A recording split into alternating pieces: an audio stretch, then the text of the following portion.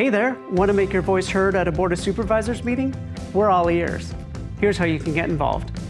First, hop online and look at the agendas. This will give you the scoop on what's coming up before the board. Each agenda item includes a brief description of the issue, the recommendations, and potential impacts. If you need more detail, check out the detailed reports online. Those are called board letters. Then, decide if you want to speak at Tuesday's general legislative session or Wednesday's land use session. You'll have 3 opportunities to have your say. Let's start with non-agenda public comment.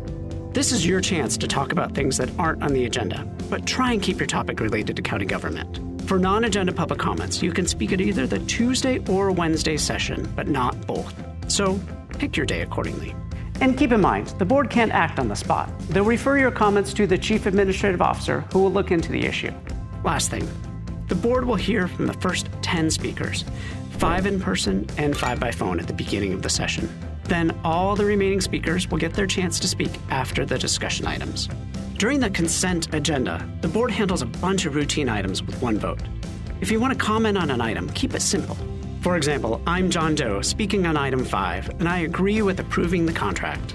Discussion items are the main event where the board debates before making a decision.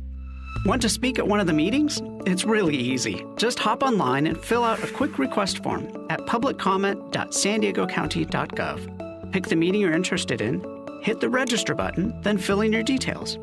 Make sure to include a phone number if you plan on speaking by phone. Prefer speaking at the podium in the board chamber? No problem. Just pick the in-person option. After that, just check off the agenda items you want to talk about and let them know you're for, against, or neutral on them. Hit register and you're good to go. A confirmation email will land in your inbox to wrap it up. If you're speaking by phone, the email will include the instructions for how to dial in. Be sure to submit your request early. Once public comment begins on the agenda item, we can't take any more requests to speak. And if you have documents, hand them to the deputy clerk when it's your turn to speak at the podium. Now, you get 2 minutes to speak, but if lots of people want to talk, it might get cut to 1 minute. So, you might want to consider writing 2 sets of comments, one for 2 minutes, another one for 1. That way, if time's cut, you won't be scrambling. There's also a countdown clock at the podium to keep you on track. Once you're at the podium, stay on topic. Stick to the current agenda item. If you stray off topic, you might get a gentle nudge to get back to the point. Keep your comments related to the agenda item's recommendations because that's what the board is relying on to make a decision.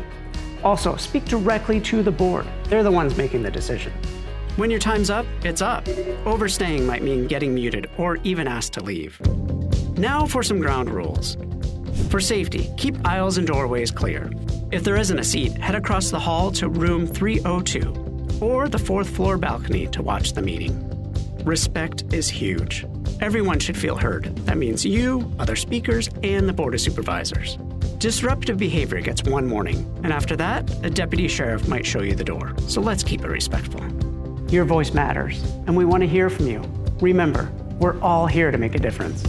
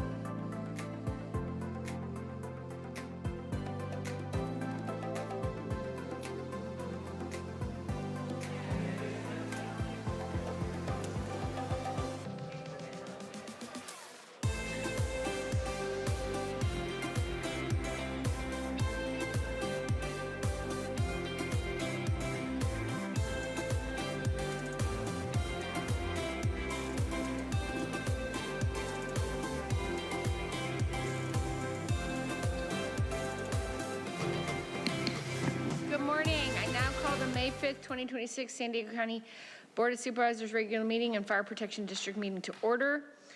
We would like to take a moment to acknowledge the land we call home.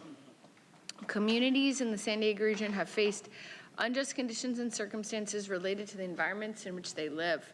The tribal nations of the San Diego region are an example of one community that has historically faced such injustices.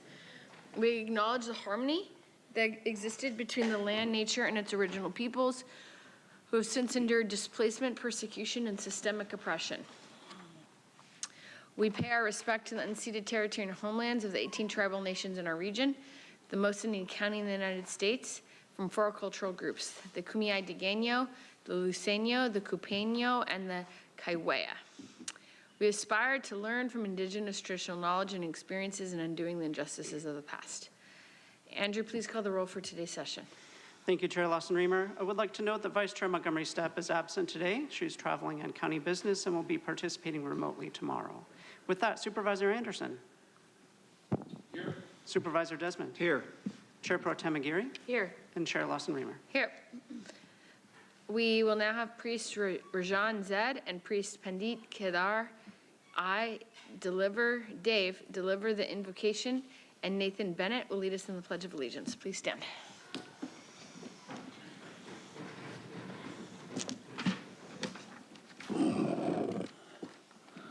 Starting with Gayatri Mantra, which is considered the most sacred mantra of Hinduism, we shall be reading from ancient Hindu scriptures, some as old as 1500 BCE, and then interpret in English. Om. Om Bhurbhuvasvaha Tatsaviturvarenyam Bhargo Devasya Dhimahi Dhiyo Yo Nah Prachodayat. We meditate on the transcendental glory of the Deity Supreme, who is inside the heart of the earth, inside the life of the sky, and inside the soul of the heaven. May He stimulate and illuminate our minds.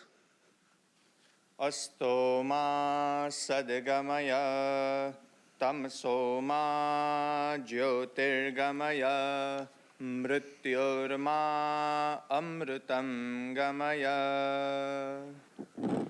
Lead us from the unreal to the real. Lead us from darkness to light.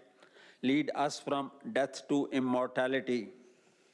Tasmadasaktaha satatam karyam karamam samachara asakto hyacharan karma paramapnoti purushaha.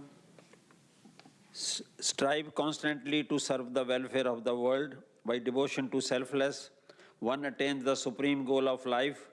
Do your work with the welfare of others always in mind.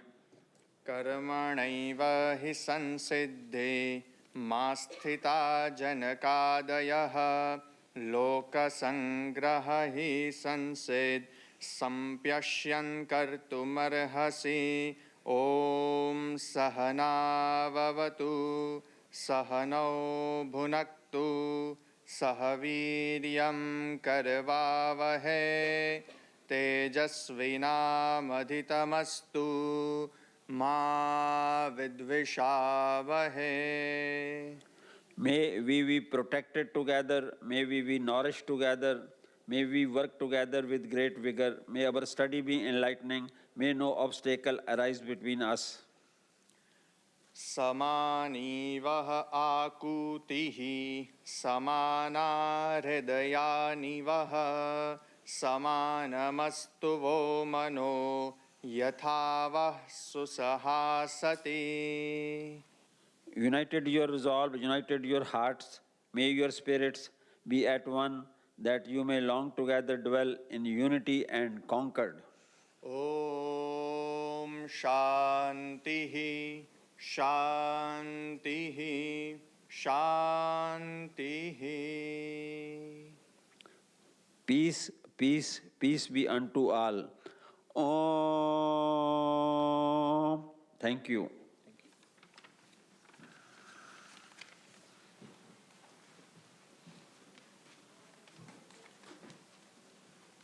Would everyone place their hands over their hearts and join me in the Pledge of Allegiance. Pledge of allegiance to the flag of the United States of America and to the republic for which it stands, one nation, under God, indivisible, with liberty and justice for all. Thank you.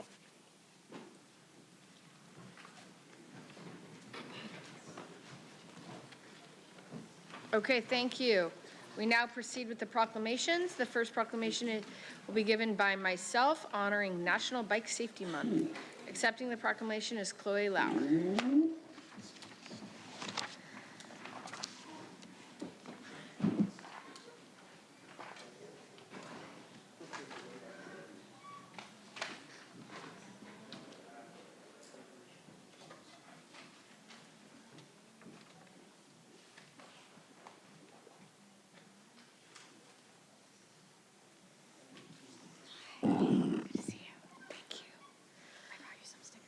Oh, awesome. Okay. Good morning, everyone. I am so grateful to be joined by the San Diego Bike Coalition, the YMCA, and Scripps Trauma Prevention to honor National Bike Safety Month. National Bike Safety Month is a time dedicated to promoting safer cycling habits and raising awareness of bicycle laws, infrastructure improvements, and helmet use, while encouraging community support for cyclists of all ages and abilities. Across our region, we have made meaningful investments to support bicycling as a healthy, sustainable, and accessible mode of transportation. Expanding bikeways, improving connectivity, and strengthening data systems all reflect a long-term vision for safer streets. But infrastructure alone is not enough. Safety begins with informed riders, attentive drivers, and communities that prioritize prevention. Right now, we are seeing a rise in bicycle-related incidences, many of these involving our youth and e-bikes. Alongside a rise in legal e-bike usage, we're also seeing an alarming increase in young riders on high-powered illegal e-motorcycles, vehicles that can reach 60 miles per hour and are simply not designed for bike lanes or young operators. These recent trends make education and awareness more important than ever. By working together, we can ensure that every child and family can enjoy the benefits of bicycling safely. So now, therefore be it proclaimed by myself and all members of the San Diego County Board of Supervisors on this 5th day of May 2026, that we hereby declare this month to be Bicycle Safety Month throughout San Diego County.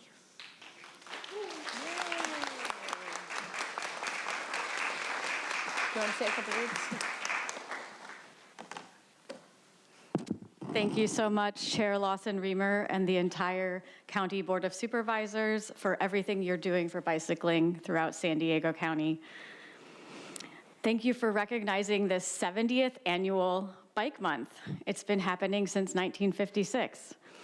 Accepting this proclamation is an honor, and it also comes at a critical turning point. Today, our work is more urgent than ever. In the face of bike lash, budget cuts, fatalities, and global uncertainty, we cannot afford to wait. We must take bold action locally to build the people-centered places where we, along with our friends, families, and neighbors, can truly thrive. Biking is much more than a mode of transport or something you do for fun. It's a solution hidden in plain sight. When we bike, it's a win for our health. It keeps our hearts strong and our minds clear. It's also a win for our environment. We can reduce emissions and protect our beautiful San Diego ecosystem. And finally, it's a win for our pocketbooks. It provides an escape from rising gas prices and the staggering costs of car ownership. But most importantly, cycling is joyful. It brings diverse people together and turns streets into communities. Let's use this month not only for celebration, but for advocacy and as a catalyst to build a San Diego County that is safer, more connected, and more resilient for everyone. We'll see you on the road.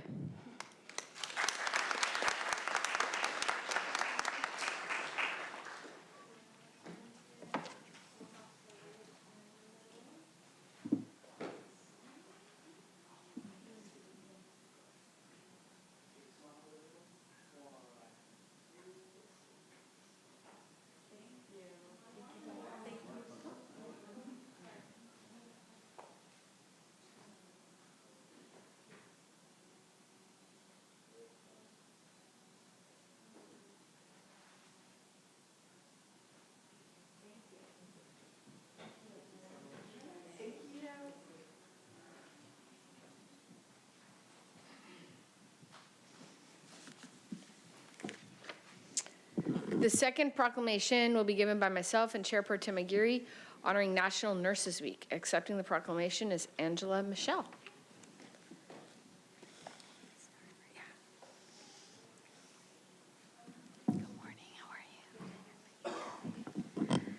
Good morning. I want to begin with a simple but important truth. Healthcare is a human right.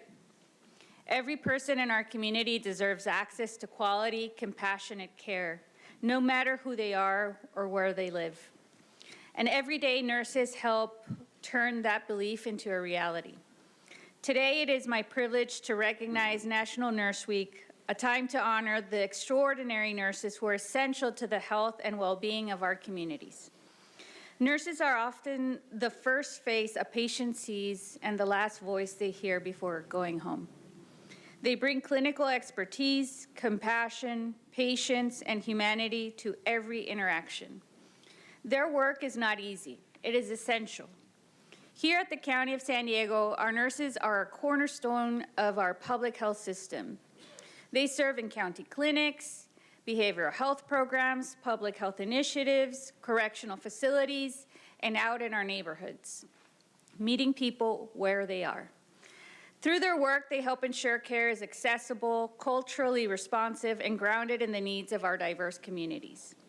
County nurses play a critical role in immunizations, health screenings, disease prevention, and chronic condition management. They're on the front lines during emergencies, and just as importantly, they're present every day during the steady, often unseen work that keeps our communities healthy. Our county nurses are trusted partners. They lead with kindness in every interaction. They stay curious, always seeking better ways to serve. They act boldly in the face of challenges. And they consistently do the right thing, upholding the highest standards of care and integrity. So during this National Nurse Week, we extend our profound gratitude to all County of San Diego nurses. Your dedication, resilience, and commitment to making a lasting difference in the lives of those you serve. I would now like to turn it over to Chair Lawson-Remer.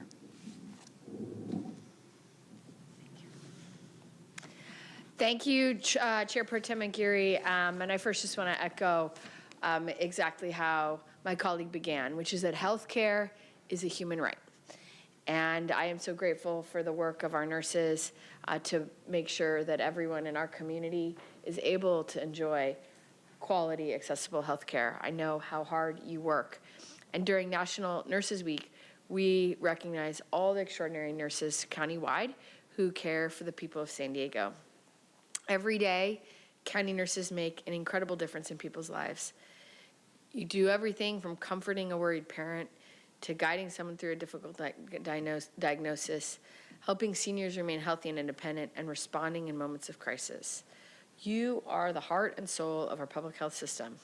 You meet people where they're at, in clinics and schools and behavioral health programs and neighborhoods, providing care that respects culture, builds trust, ensures that everyone has an opportunity to be healthy. Your work uplifts entire communities. Through immunizations, health screenings, disease prevention, chronic care management, emergency response, outreach, you are protecting our region and our strength and investing in our future.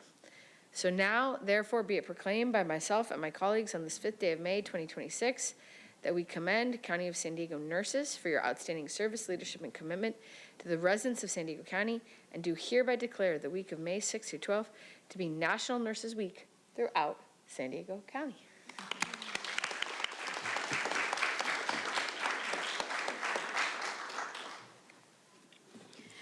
I'm Angie Mitchell, Chief Nursing Officer for the Health and Human Service Agency. To Chair Lawson-Remer and members of the board, thank you for the opportunity to be here today. I would also like to extend a special note of appreciation to Chair Pro Tem Paloma Aguirre for sponsoring the 2026 Nurses Week proclamation. It is this board's steadfast support for our nurses that makes a meaningful difference in the health and well-being of our communities, as reflected in San Diego's consistent ranking among the nation's healthiest cities. On behalf of all County of San Diego nurses, it is an honor to be here alongside my nursing colleagues to accept this proclamation recognizing the vital work across the enterprise. This year, the American Nurses Association's theme is the power of nurses. As we serve the diverse communities of our county, we know that our power lies in being kind, being curious, being bold, and doing the right thing for those most vulnerable populations that we serve. Our efforts span maternal child health, aging and independent services, justice-involved individuals, behavioral health services, and many other areas that advance the health of our community. Nearly 1,100 nurses strong, our outreach, compassion, collaboration, and expertise support the counties of San Diego's mission to build a region that is building better health, living safely, and thriving. Working alongside such devoted nursing professionals is a cherished privilege. Happy Nurses Week. We celebrate you today, we celebrate you every day and always. Thank you.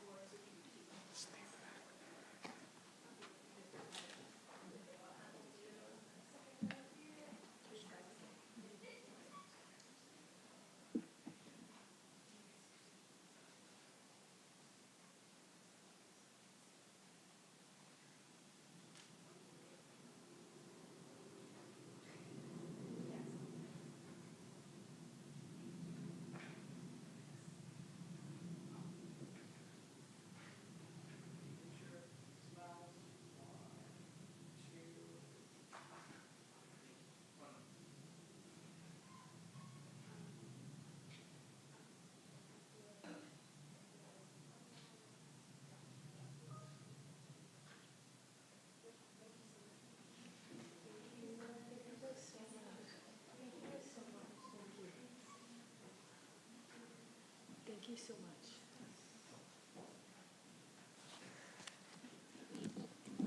There's your amazing binder. No, you're next. The third proclamation will be given by Chair Pro Tem Aguirre, honoring Murdered and Missing Indigenous Peoples Day.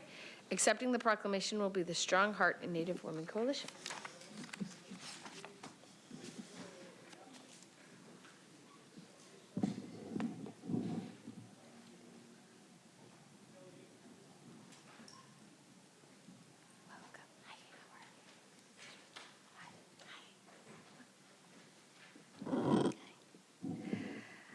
I am honored to recognize the National Day of Awareness honoring missing and murdered Indigenous women and Indigenous relatives this morning with MMIP San Diego.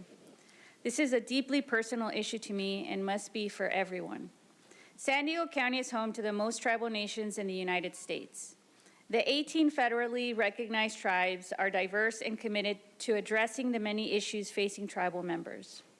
In some areas, American Indian women face violence at rates up to 10 times higher than non-Indigenous women. Human trafficking is also a major concern. Here in San Diego County, our proximity to the border creates an even greater danger. Families of missing and murdered Indigenous relatives often encounter systemic barriers when seeking timely law enforcement response, coordinated investigations, culturally responsive victim services, and accurate media or public communication. They also experience compounding trauma, grief, and distrust in systems meant to protect them. Tribal nations, Native-led organizations, and community advocates in San Diego County have been working tirelessly to shine the light on the challenges faced when a loved one goes missing or has been taken. The County Administration Center will be lit in red tonight in solidarity and in honor of those who have gone missing or have been murdered. A growing collaboration of tribal nations and community partners dedicated to confronting and fighting this crisis include Jamul Indian Village of California, Sequam Band of the Kumeyaay Nation, Manzanita Band of the Kumeyaay Nation, and San Pascual Band of Mission Indians, and organizations like Strong-Hearted Native Women with us today. All are working together in coordination to educate, increase awareness, prevention, and protection so that no mother or father has to live through the disappearance or murder of their child. So therefore, today, be it proclaimed by Chair Tara Lawson-Remer and all members of the San Diego County Board of Supervisors on this 5th day of May 2026 that we commend MMIP San Diego and Strong-Hearted Native Women's Coalition for their outstanding service, leadership, and commitment to the citizens of San Diego County, and we do hereby declare this day to be Missing and Murdered Indigenous Peoples MMIP Awareness Day throughout San Diego County. Thank you. Would you like this? Thank you. Deeply appreciated. Mio yam Joshua Ihwan no tung benekalak no Bama na no Shinwik president no Shun Lovik to the San Diego County Board of Supervisors no Shun Lovik to Pro Tem Aguri. Hello, my name is B'nai Kalak. I am from the Palma Band of Los Angeles Indians, and I am the president to the Strong-Hearted Native Women's Coalition. What a great honor to be here today. Thank you so much for giving us this time. The proclamation means so much to not only the communities that we serve, but the individuals here in this room. I don't think we cannot defeat this issue unless we have the support and the interactions with the San Diego Board of Supervisors, our community members. So it's deeply appreciated, and it is about awareness. Just wanted to share a few words. Today we're here to draw attention to this ongoing crisis of the missing and murdered Indian people, and it's a direct impact in San Diego County. This is not a distant or an abstract issue. It is happening within our communities and demands a greater awareness and accountability in action. To date, unfortunately, San Diego County has 8 documented missing individuals, 5 males and 3 females. These numbers, while already concerning, do not fully reflect the scope of crisis due to the unreporting and inconsistencies in the data collection. Equally troubling are the cases that remain uninvestigated, particularly those involving suspicious deaths or murders. Families are too often left without answers, and cases involving Indigenous victims frequently receive less attention and fewer resources. The disparity contributes to the cycle of injustice and mistrust between Indigenous communities and law enforcement. And we are continually trying to improve that, and we deeply appreciate the relationships that we have. There are also a critical need for education and transparency regarding available alert systems, and such as the Feather Alert. Many community members remain unaware of whether the system is being effectively implemented and when it is activated and how it is used to locate missing Indigenous persons. Clarity and consistent use of such tools could make a significant difference in response and times and outcomes. I just want to take this time again to thank everybody. As my words kind of share, it does take education and transparency and relationships, and we're so thankful for being acknowledged, not only just for the work, but the acknowledgement of the people that are from this community. So we deeply appreciate it. Thank you.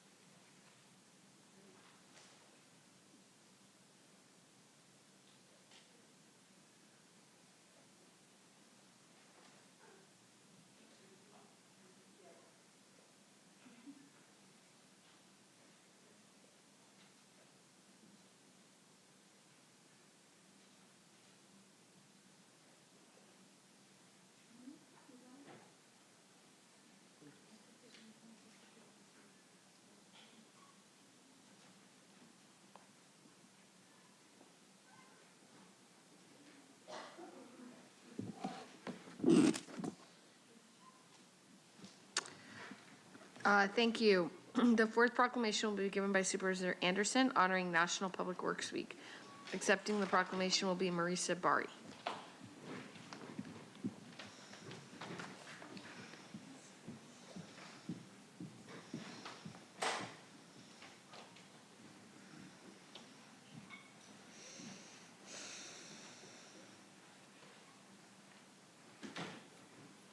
There's room. Come on up. Good morning, everybody. Today, I'm honored to recognize National Public Works Week with a proclamation that acknowledges the importance of public works to the prosperity of our communities.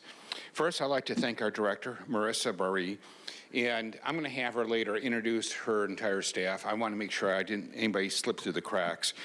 Marissa and her team do an incredible job of maintaining our public infrastructure to ensure our communities remain safe, connected, and functionally smooth each and every day. The Department of Public Works oversees not only the construction of our roads and bridges, but critical public works systems, including our complex water and sewage systems. This year, DPW delivered major infrastructure upgrades in my district and throughout San Diego County, and my constituents are so grateful. I'm just going to brag a little bit about my district and the great work that you've accomplished, but 356 miles were resurfaced, 142 miles of new bike lanes, and we just honored people that like to cycle. 1,387 ADA curb ramps, making it much more accessible in East County, 85 intersection improvements, 188 culvert repair or replacements. And by the way, in past years, we've had flooding issues due to the rains. All this work, all these upgrades, that's why you're not hearing about the county in the news with homes being flooded. 34 traffic signal upgrades. These essential services often operate unseen, yet let me tell you, they're felt. They are fundamental to our daily lives, protecting public health, safety, and the growth of our communities and cities. Their work ensures that our foundational infrastructure remains prepared to support future generations. Today, we extend our utmost gratitude to our public work professionals. Those expertise ensure safe transportation, networks, and other use on the daily basis. Thank you, team, for your incredible work, especially in my district, but in everybody else's district as well. So I'd like to present this to you, and I'm just going to read some of the best parts of it, and that is, be it proclaimed by Chair Lawson Reamer and all the members of the San Diego County Board of Supervisors on this 5th day of May 2026 that they commend the County of San Diego's Department of Public Works for their outstanding service, leadership, and commitment to the citizens of San Diego County, and here do declare May 17th through the 21st to be National Public Works Week throughout San Diego County. And if you wouldn't mind saying a couple words and introducing your team, that'd be awesome. Thank you so much. Thank you. Good morning. What an honor to be up here and to be representing such an incredible group of people that has worked for decades to bring the great roads we enjoy in this community. At your request, Supervisor Anderson, I'm just going to do first names as we go around here, but we've got Murali, Ali, Keith, Frank, and Nick, some of the key players on the team that have helped us bring our roads to where they are today. Supervisor Anderson and to the entire Board of Supervisors, it was your vision, your leadership, your commitment to this program nearly 10 years ago that brought $500 million into resurfacing 800 miles, nearly 800 miles of our 2,000 miles of roads. It's not just the people here today, it's hundreds of people, both within the county staff as well as our partners in the community, the contractors that did the work, the local small businesses that helped us succeed in meeting this objective, our partners throughout the county within Public Works, transportation team, engineering, our design team, our construction team, our luge leadership and their partnership and advocating to keep our program moving forward. And we're just so excited that we'll continue to have your support going into the future while we continue to get after the rest of our 1,200 miles of roads. What a wonderful team to be a part of.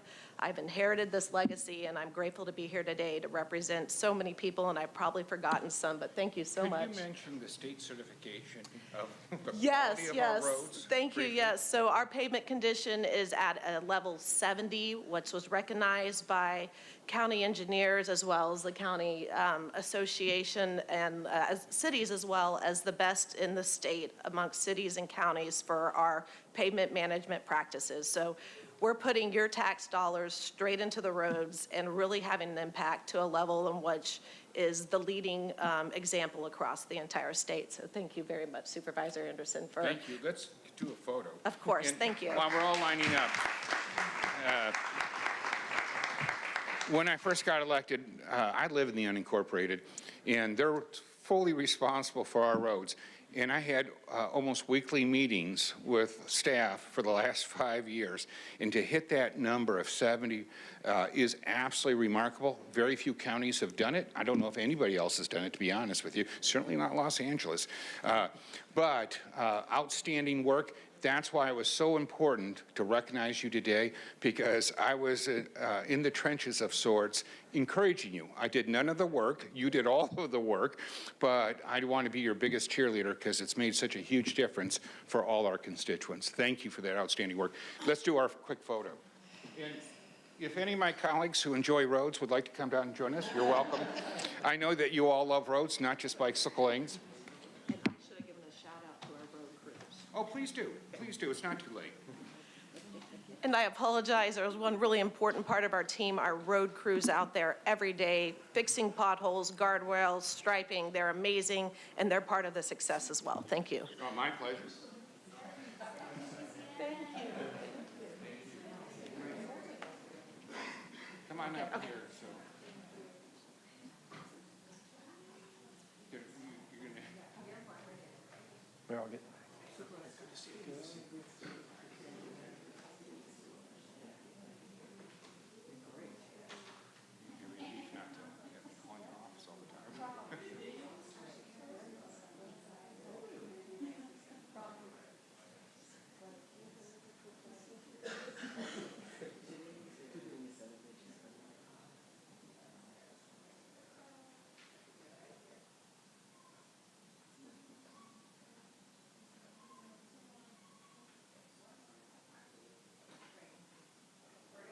Awesome. Thank you. Hey, thanks a lot.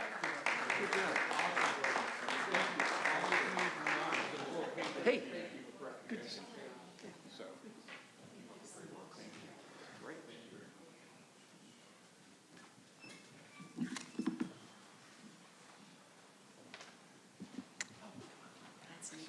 The final proclamation will be given by Supervisor Desmond honoring Palomar Health trauma nurses. Accepting the proclamation is Christy Knight. All right. Nurses are so important, they get 2 awards today. So we're very grateful to all the nurses here at the county and actually at all our hospitals and everywhere else. So good morning and welcome to this is the Palomar Health Trauma Center nurses and their foundation team all the way from North County, San Diego. Thanks for making the drive. You know, we truly appreciate you for taking time out of your busy schedules to be with us here today. We proudly recognize the compassion, the dedication, and the excellence of all nurses as we kick off National Nurses Week tomorrow, May 6th, and to observe National Nurses Month throughout May. You should have the whole year, not just May. But anyway, trauma nurses serve the front lines. In emergencies, they do emergency care, delivering rapid, life-saving interventions to patients in critical condition. Their specialized knowledge, clinical experience, and calm, decisive actions are indispensable in moments when every second matters. With compassion and resilience, they care for patients and they support the families as well. Usually it's the nurse that comes out with the nice, very, with the kind words. Through people's life, and they, with compassion and resilience, they care for patients and support families through some of life's most difficult and uncertain times. Through effective collaboration across varied care teams and continuous learning, Dedicated nurses deliver exceptional care, they strengthen the healthcare system, and they perform extraordinary work under pressure. Their invaluable contributions enhance the health, safety, and well-being of communities all across San Diego County. So whereas the County of San Diego, we're proud to recognize with deep gratitude all nurses whose compassion, skill, and unwavering dedication brings comfort and hope to patients and their families during their most times of need. And the Palomar Health trauma nurses are one such worthy group. So therefore, be it proclaimed by all the members of the San Diego County Board of Supervisors that on this 5th day of May, 2026, that we commend Palomar Health trauma nurses for their outstanding service, leadership, and commitment to the citizens of San Diego County, and do hereby declare today, dun, dun, dun. Here we go. Here, oh, you're gonna get, okay, good. Okay. Today to be Palomar Health Trauma Nurses Day throughout San Diego County. Thank you and congratulations. So next we're gonna have Nathan Bennett's gonna come up and say a few words. All right. Hi there, my name is Nathan. I'm a trauma nurse at Palomar, as just said. I'm joined by Drew Goodwin, another trauma nurse with me at Palomar Health, and Christy Knight from the Palomar Foundation, who's going to say a few words instead of me.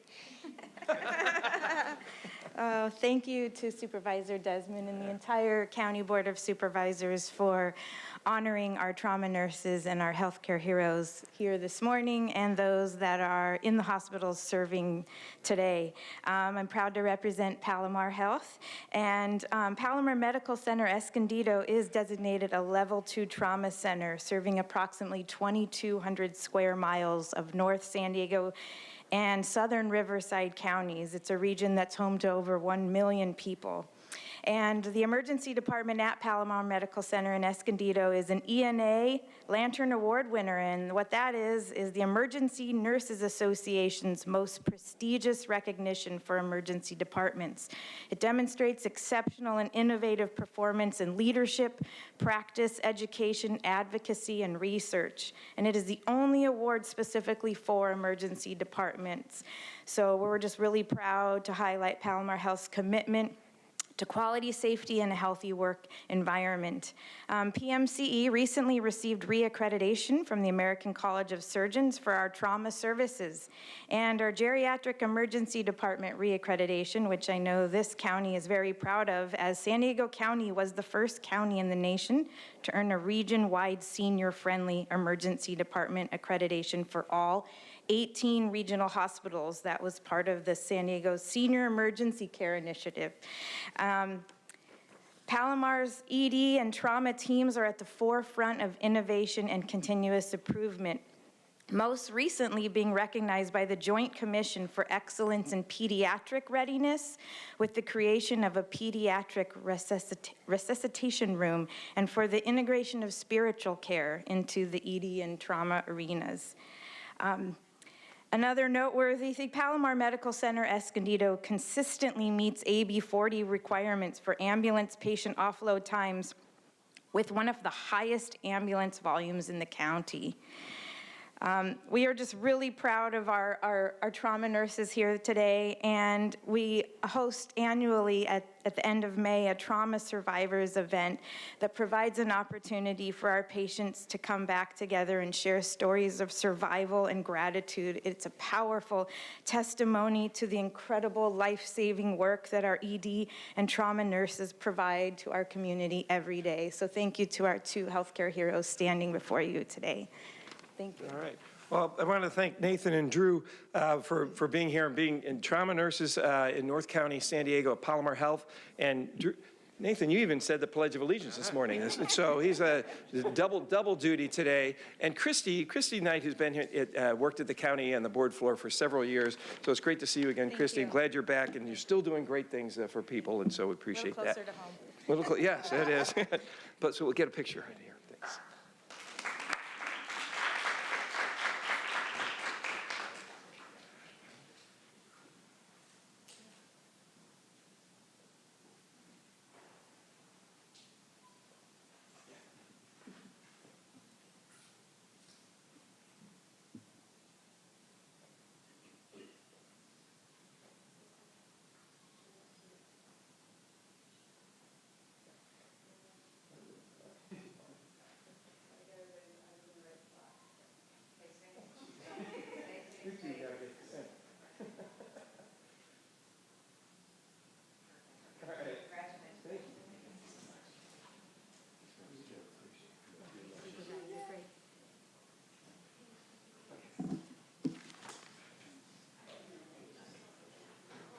Okay, thank you all. At the outset of this meeting, I'll take a moment to remind everyone of our House rules. Public engagement is the cornerstone of transparent and accountable government, and these Board of Supervisors meetings are one very critical venue where all San Diegans can make their voices heard. Under the board's rules, speakers may not use loud, shouting, threatening, impertinent, slanders, profane, or abusive language directed to any member of the board, staff, or the general public. Most importantly, all remarks and questions must remain on topic during the duration of your speaking time and must be addressed to the board and not to county staff. Any speaker engages in comments that breaks these rules will be issued a warning. After warning, you will be asked to leave the chambers for the remainder of the meeting. Speakers threatening violence may be reported to law enforcement and removed from the meeting. This is a space for community engagement, deliberation, and progress, not for harassment, violence, and hate. We now proceed with non-agenda public communication. This is an opportunity for the public to address the board on subject matters within our jurisdiction, but not our meeting agenda today. The only action we may take is a referral to the chief administrative officers. Under our board rules, speakers may speak once per meeting for non-agenda public comment, either today or tomorrow, but not at both sessions. You can select which session to address at your convenience. To facilitate our meeting, we have 5 speakers in person and 5 speakers by phone for non-agenda public comment, and those first 5 speakers will be chosen by random. The remainder will be heard at the close of the session today. Additionally, in accordance with the board rules, in order to ensure timely completion of today's agenda, for any discussion item with 10 or more speakers, individuals will have 1 minute to share your opinion.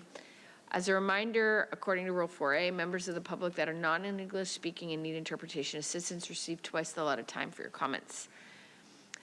Please remember, according to our board's rules of procedures, audience members may not whistle, clap, stomp feet, or do anything to disrupt the proceedings. Again, if you disrupt the meeting, you'll be given a warning. After that warning, if you disrupt the meeting again, you'll be directed to leave the chamber. Andrew, please call the speakers. Thank you, Chair Lawson-Remer. We have 20 requests to speak on matters not listed on the agenda, 7 individuals in person, and 13 requesting to speak by phone. For those that requested to speak by phone, please dial into the conference line using the instructions that were provided to you. We'll begin with the in-person speakers, and we'll now randomly select the first 5 individuals. The remaining speakers will be heard at the conclusion of the session.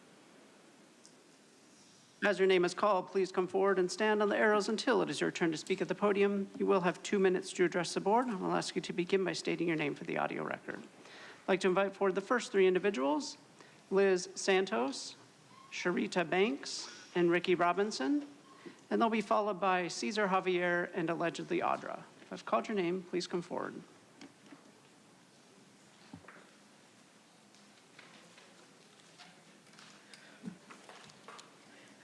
Good morning, members of the board. My name is Liz Santos. I am a generational landowner in San Marcos and a defendant in a quiet title action fueled by municipal overreach. I am here to expose a pattern of selective administrative bias used to strip away deeded property rights. The city of San Marcos claims they cannot get involved in private easement issues, yet their actions prove otherwise. Every time I face an access issue on my own deeded easement, the city bypasses me to coordinate directly with the developer. They make immediate corrections to suit construction needs, acting as a concierge for development while treating my property rights as a disposable obstacle.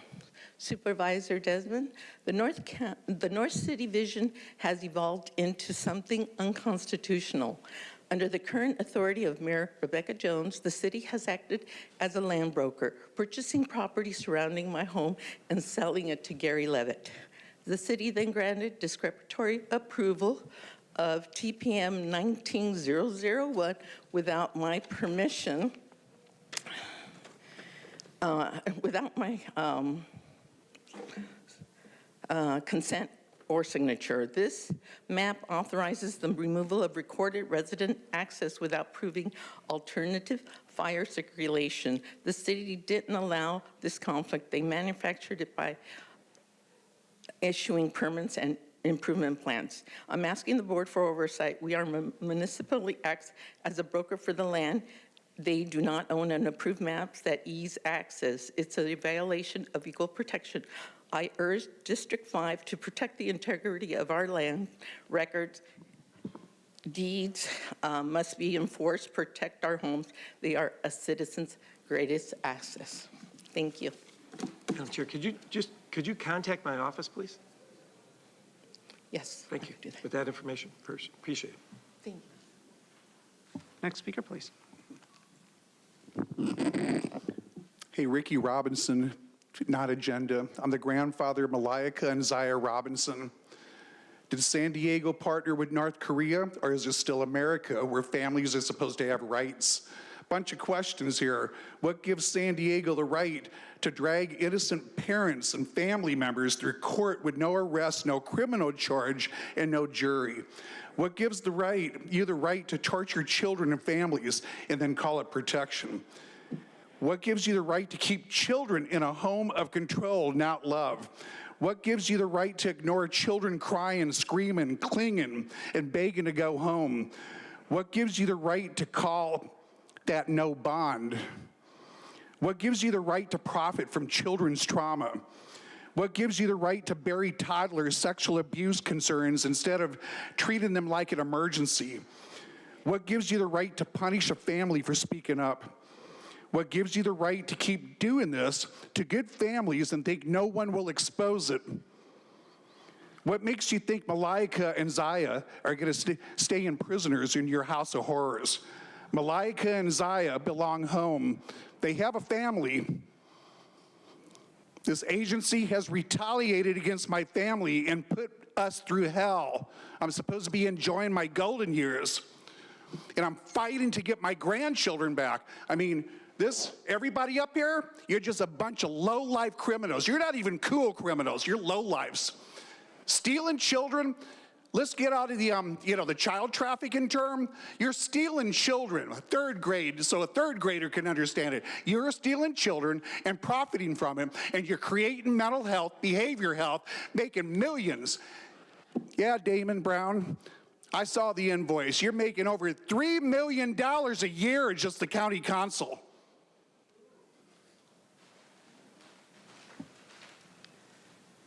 Thank you. Next speaker, please.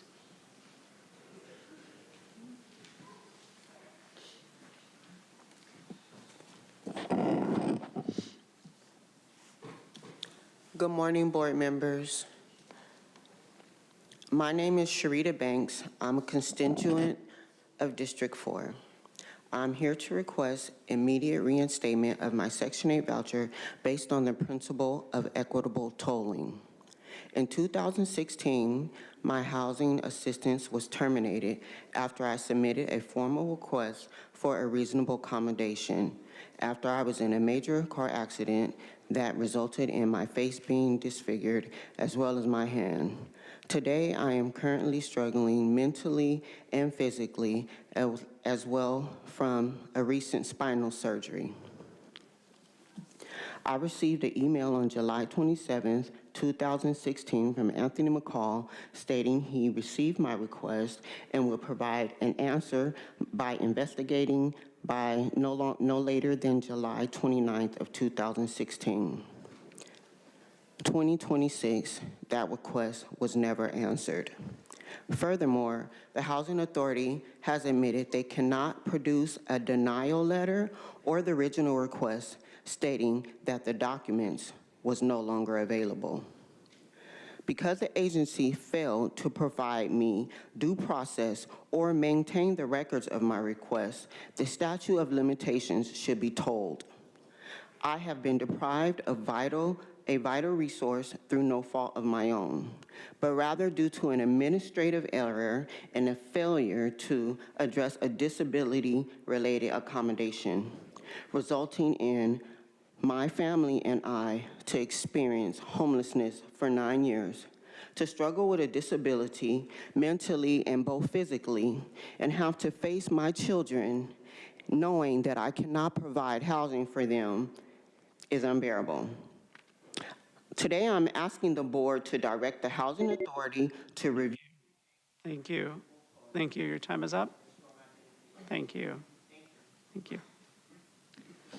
Next speaker, please.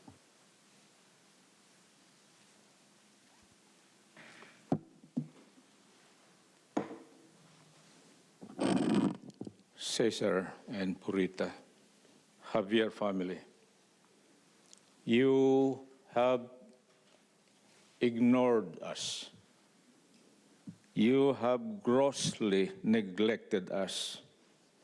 When I humbly approach Sir Anderson, I cannot help you, Mr. Javier. When I approach Madam Steve, I was endorsed to her staff, and I would like to proclaim a brave Filipino-American who gave us air purifier. Mr. Javier, don't tell anyone. I am a brave American. I am giving you air purifier. Don't tell anyone.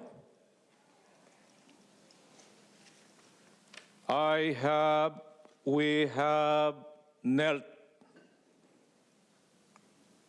prayed that Madam Rimmer could have been thinking something positive to save us from our predicament.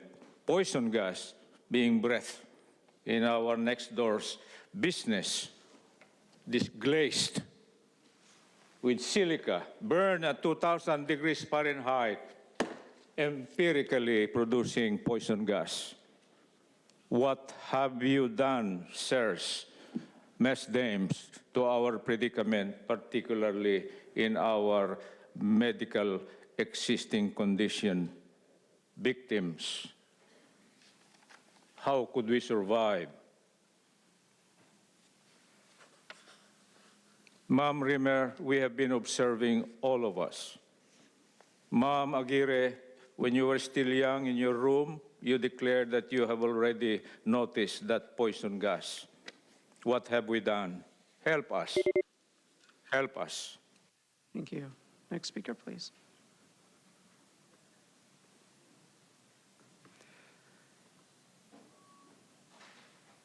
The next speaker appears allegedly Audra does not wish to speak today, so we'll go to the next individual on the list, and that will be Pam.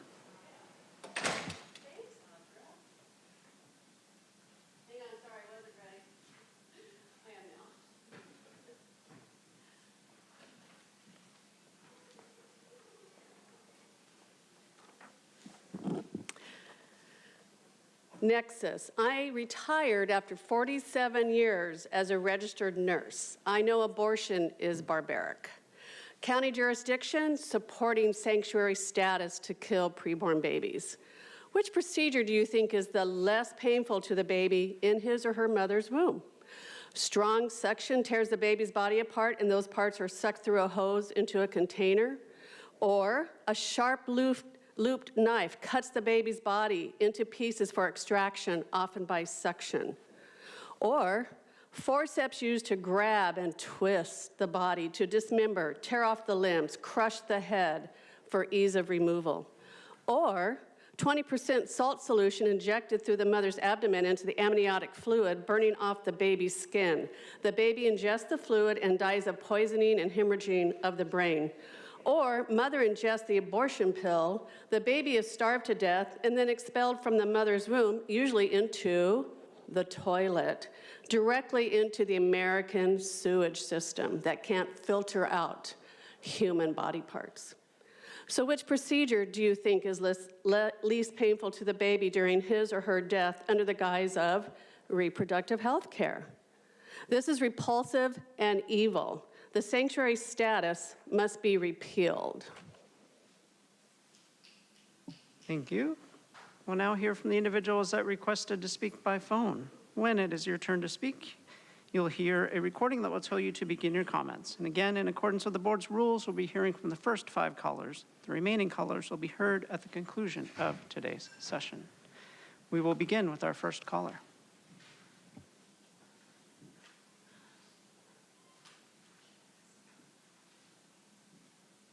Barbara Gordon.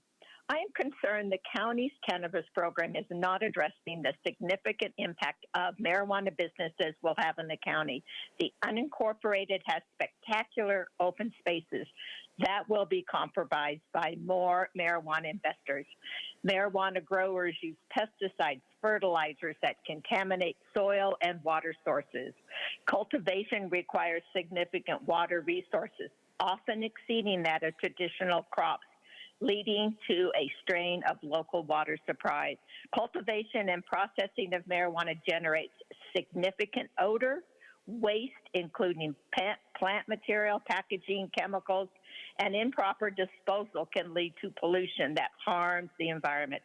As a public health advocate, I urge you to recognize the high-potency THC products have in the rise in addiction, poisoning, premature cardiovascular disease, emergency room visits, traffic fatalities, and serious psychiatric harm, especially among our youth. I urge you to listen to the community and the many planning groups who oppose this program, like Bonsall Community Chair Larissa Anderson, who said, land use decisions made by this social equity program will not exist in isolation. They will shape groundwater demands, agricultural viability, and long-term community character across the entire region. Disappointing that some of the supervisors and county staff are only listening to the loudest voices, which come from the marijuana profiteers, not the residents who live there. Thank you for letting me speak. Thank you. We'll hear from the next caller.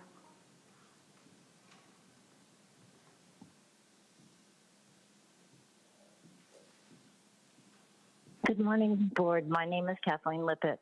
Thank you to Chair Reamer for acknowledging the importance of communities prioritizing prevention. Prevention strategies are essential to prevent problematic and harmful behaviors from escalating and becoming far more difficult to treat and far more expensive. Please recognize that the county has a responsibility to set the standard for prevention. At minimum, that should mean that all county policies prioritize the public good.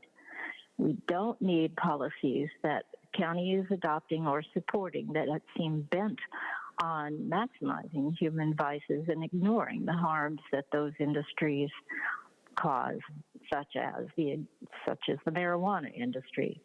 Also, the county's ongoing advocacy for their county social equity cannabis ordinance totally ignores the problems that are being caused, and they are because they're not aware of them.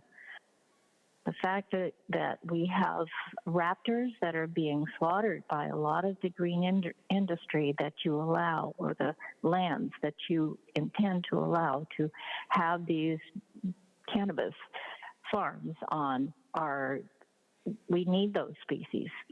And studies have shown that when we eliminate those, we get far more human disease.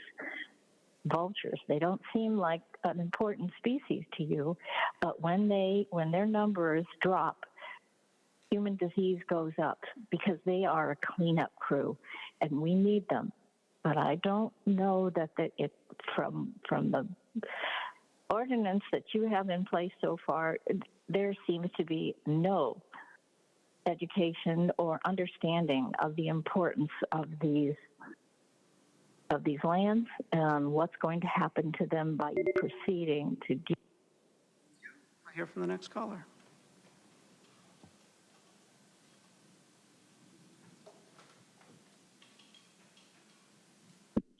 Paul Bold, good morning.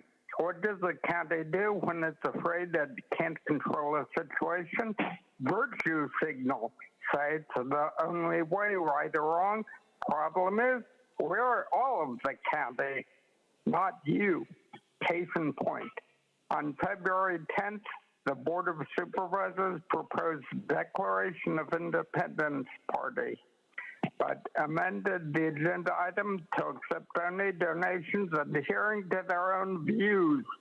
Sounds a bit like a witch hunt.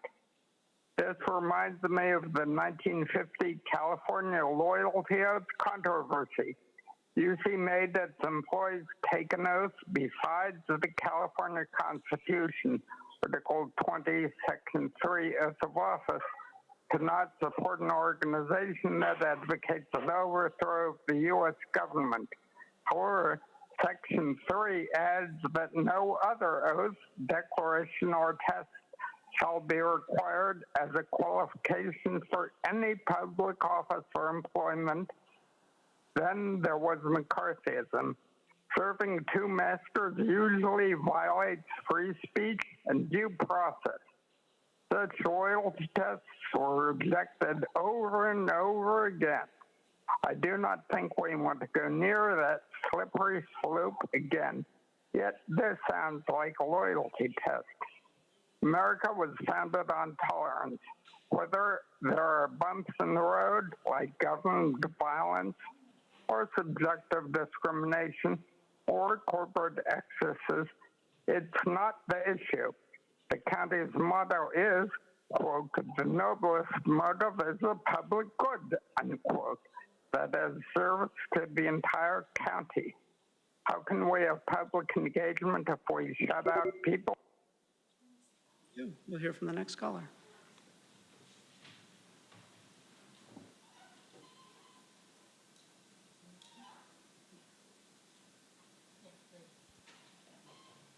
Consuelo, because not many are paying attention, this all keeps moving like it's normal. Presentations get read, votes get cast, plans get approved, and somehow the same problems get worse because not many people are paying attention. You can say just about anything up there and it goes unchecked. But some of us are paying attention, and we see people sleeping on sidewalks. We see addiction out in the open. We see families barely holding it together. We see people losing their minds, literally, while you sit through another meeting talking in circles, because not many people are paying attention. Big words get thrown around like they mean something. Sustainability, equity, regional vision, that all sounds nice. But out there, it's not matching reality. And then there's the bigger layer, the one none of you want to acknowledge. Policies don't feel local. Decisions that feel pre-decided, like they're coming from somewhere else and just getting pushed through here. You can call that whatever you want, because while everyone's distracted, scrolling, arguing, trying to survive, things keep getting locked in place. More control, more pressure, less room to breathe, and most people don't even realize it's happening until it hits their doorstep. History has a pattern, though. Empires rise, they overreach, and then they fall, because not many are paying attention. You've had room to operate without being questioned. That will soon change. People are fed up and tired. They're done with this abusive relationship by government. They're done being talked at, being managed, done feeling like something isn't right, but being told everything is fine. More people are looking up now, and once enough people see it, really see it, this whole illusion of business as usual will. We'll now hear from the final caller this morning.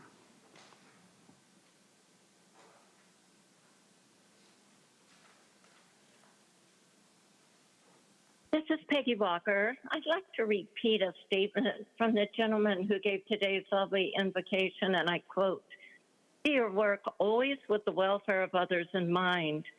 For some time, medical professionals and researchers have warned that the smoke and ingested dispensary weed have no medical benefits despite unsubstantiated health claims by the industry and no FDA approval. Now that issue will be in federal court. A class action lawsuit accuses 3 of America's largest cannabis companies of systematically advertising their products as medicine while knowing the science does not support the claims, including treating conditions like cancer, depression, and glaucoma. This lawsuit alleges marijuana companies go beyond implied endorsement, claiming very explicit medical and mental health benefits in their marketing materials and in social media. Additional lawsuits have been filed by individuals alleging harm caused by excessive potency and unverified health benefits of cannabis products. These include cases involving cannabis-induced psychoses, and claims marijuana actually worsened health conditions. If the majority of this board will not respond to constituents' opposition to proposed county pot expansion, it would be in the interest of public health to at the least codify prohibition of the sale and marketing of marijuana as, quote, medicine.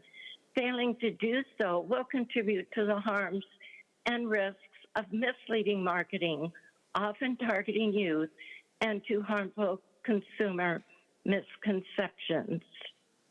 Thank you for your time.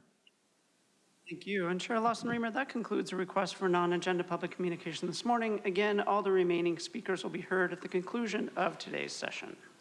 Okay, great. Thank you so much. Next item on our agenda is the approval of the minutes and statements of proceedings for the general legislative session of April 21st and April 22nd, and the minutes for concurrent special district meetings of the San Diego County Fire Protection District for March 3rd and 24th, 2026. Is there a motion to approve? So moved. Okay, we have a motion and a second. A motion by Supervisor Anderson, a second by Chair Pro Tem Aguirre. Andrew, please vote. Call the vote.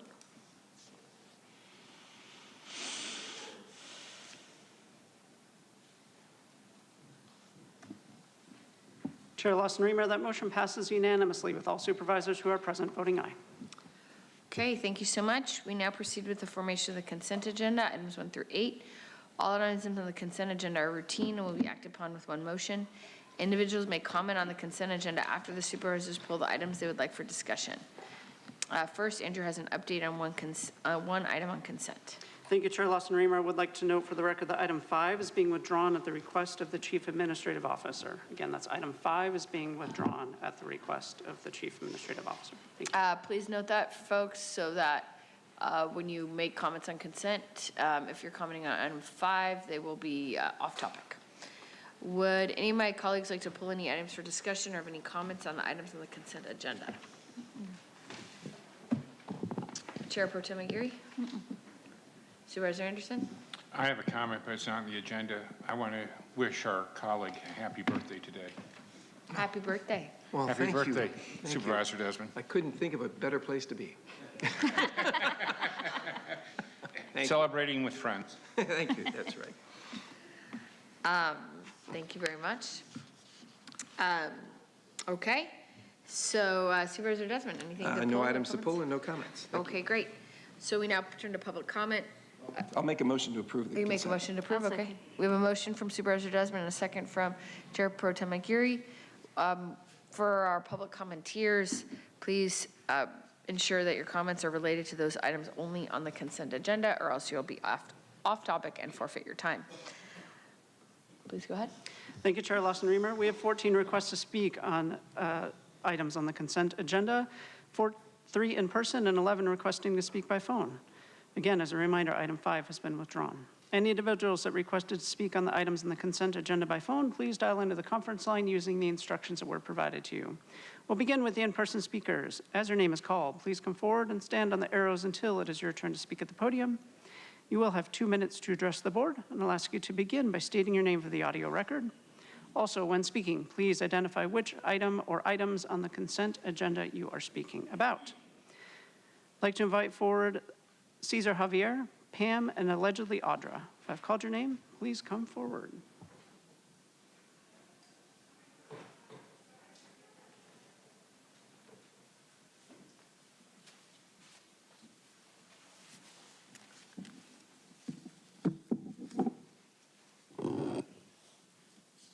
We have several items here, and first I would like to focus on item number 3. We pray that these people here, Bianca Berry, Ebony Wright, be present until this item is fully, robustly, honestly discussed.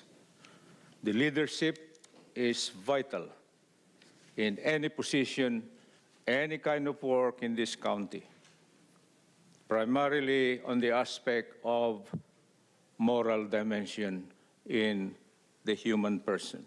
When you speak of moral dimension, Sir Anderson, you know what is right, you know what is not right, And we have pledged allegiance to our flag that we will stay on the right, morally justified sector in our decision-making.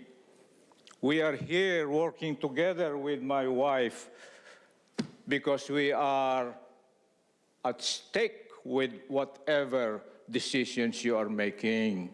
We are in one nation. We are in one geographic.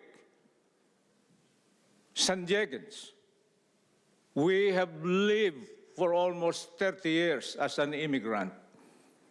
We have voted for you. We have elected for you.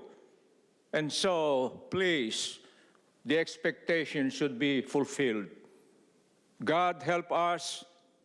God help us to approve or to recruit leadership that are with confidence, with hard-working attitude, on the side of right things to do, if only to save San Diegans. Please, God help. Thank you. Next speaker, please.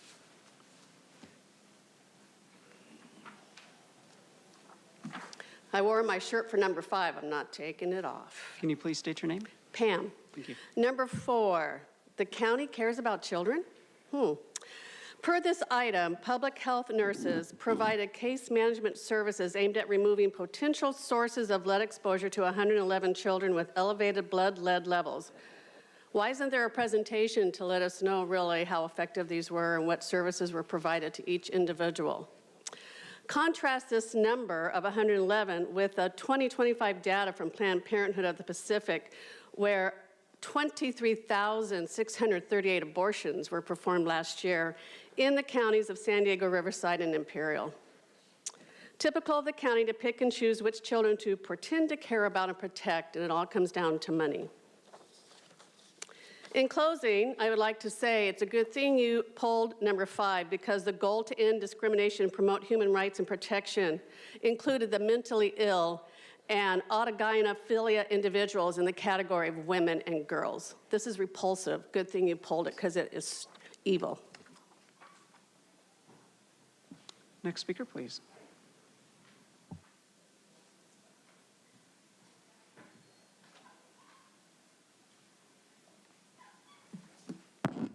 I am so glad Pam gave us a little lesson of what they do to babies. That is so cool. I wonder if you can go and it's like ordering from like a value menu. If you can just be like, I want a number 1. And then they just like rip the baby apart. Who knows? I don't know which one you're gonna pick, Tara, but it'll be interesting. Yes, so with this lead poisoning, I find it interesting because it's like, why not just let them die? Like, kids are really annoying, right? I mean, they just kind of like cost you a bunch of money. I mean, they cry and whine, you gotta feed them, right? And change their diaper unless you just kind of let them walk around and go poop and pee everywhere. But I just feel like this isn't in our, goals to harm children. So I feel like you shouldn't try and prevent that, although I don't really think you guys are. You're probably just getting this money, which is so smart. I mean, how many more ways can we like make money off the backs of children? I feel like there's just a lot. I mean, we could have them do slave labor. Like maybe they could start building the buildings, or we could send them out to the Salton Sea and just have a mine for lithium and stuff. They do that in other countries. It's very productive. And they're super resilient.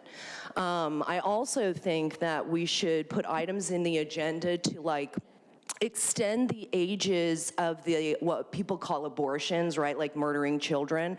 I'm wondering, because like up until they're 18, I feel like we should be able to do that if they kind of just get on your nerves and you're like, oh my gosh, why are you crying? Just because you want to go home and see your family. That's super annoying. We're gonna just have to kind of give you guys some drugs and stuff so that you'll shut up. Yeah, like what else could we do? We could probably just, people were throwing them over the wall during the border invasion. That was pretty cool too. So, and those children just probably got their organs harvested, so. Now hear from those that requested to speak by phone. When it is your turn to speak, you will be unmuted and you will hear a recording that will tell you to begin your comments. We will start with our first caller.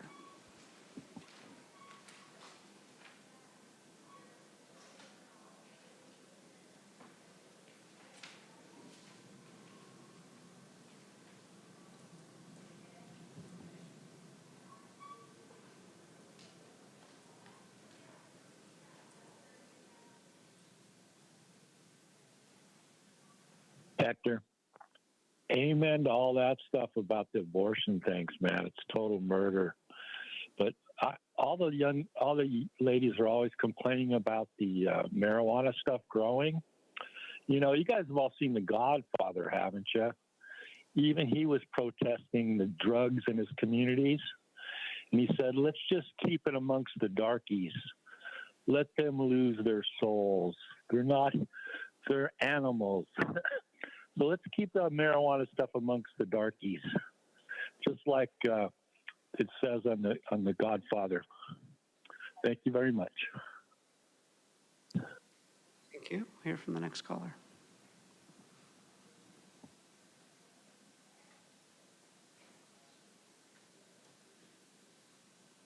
Paul Bold, for the childhood lead poisoning stuff. There's too much lead spread around this county by kilns and Gillespie Field especially. And it's not just kids who get affected. The Javier's and Bob Gurman could tell you more. But it is really shameful that it occurs near schools and elderly people who are more susceptible.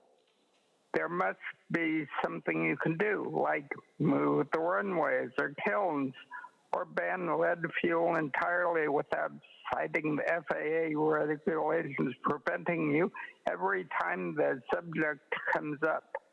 We need to eliminate the causes, not just treat the individuals.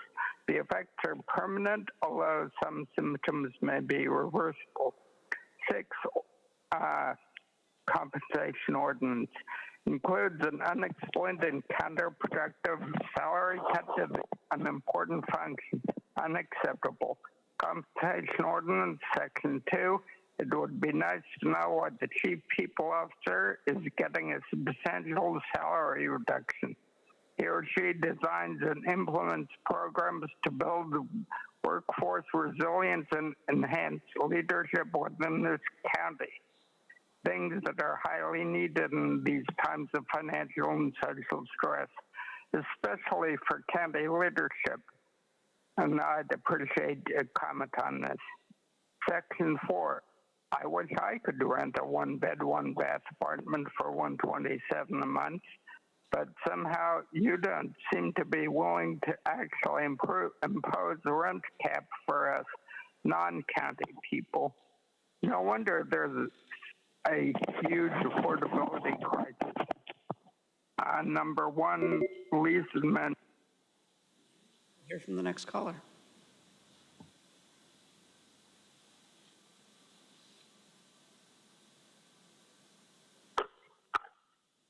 Thank you, Kathleen, with it. I really enjoyed the item, and I think it's wonderful that you are focusing on preventing lead poisoning among children. I wish it wasn't only because what it seems like is that there's grant money available, and therefore that's what you're going to request and use.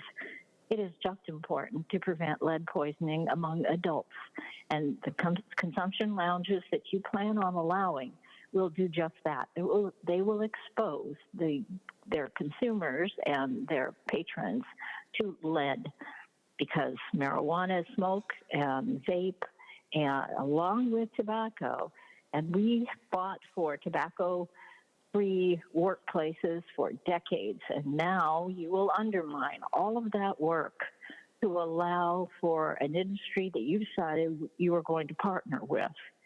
So please look at what lead does to adults as well, and please prevent those exposures, just like you are trying to prevent childhood lead. Thank you for letting me speak. Thank you. We'll hear from the next caller.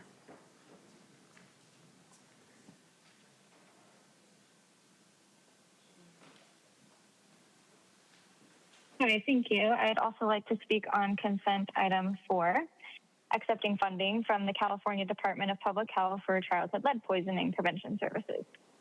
This item is more urgent than it may appear. Many people don't realize that tobacco and marijuana vapes can expose users and those around them to toxic metals, including lead. These particles don't disappear. They settle into homes as what we now call third-hand smoke, a toxic residue that clings to walls, carpets, furniture, and dust. Children are especially vulnerable because they crawl, touch surfaces, and put their hands in their mouths. California has already recognized how serious this is. Under AB 455, California Third-Hand Smoke Disclosure Law, sellers of homes must disclose known contamination from smoking or vaping. And third-hand smoke is now treated as an environmental hazard, on par with lead, paint, or asbestos. That's based in part on research from San Diego State University's Center for Tobacco and the Environment, which has shown these residues can persist for years and are very difficult to remove. So when we talk about lead poisoning prevention, we need to include modern sources of exposure. Vaping is often marketed as safer, but it can introduce heavy metals into indoor environments where families live and children grow. I also want to emphasize accountability. Recent federal action, like the House vote to remove liability protections for pesticide manufacturers tied to products like Roundup herbicide, shows a growing recognition that companies must be responsible for the safety of what they sell. That same principle should apply here. Consumers deserve transparency, and communities deserve protection. Accepting this funding is the first step and allows the county to expand the education, prevention, and intervention efforts to address both traditional and emerging sources of lead exposure. Protecting children from lead is one of the most cost-effective public health investments we can make. I urge you to support this item. From the next caller.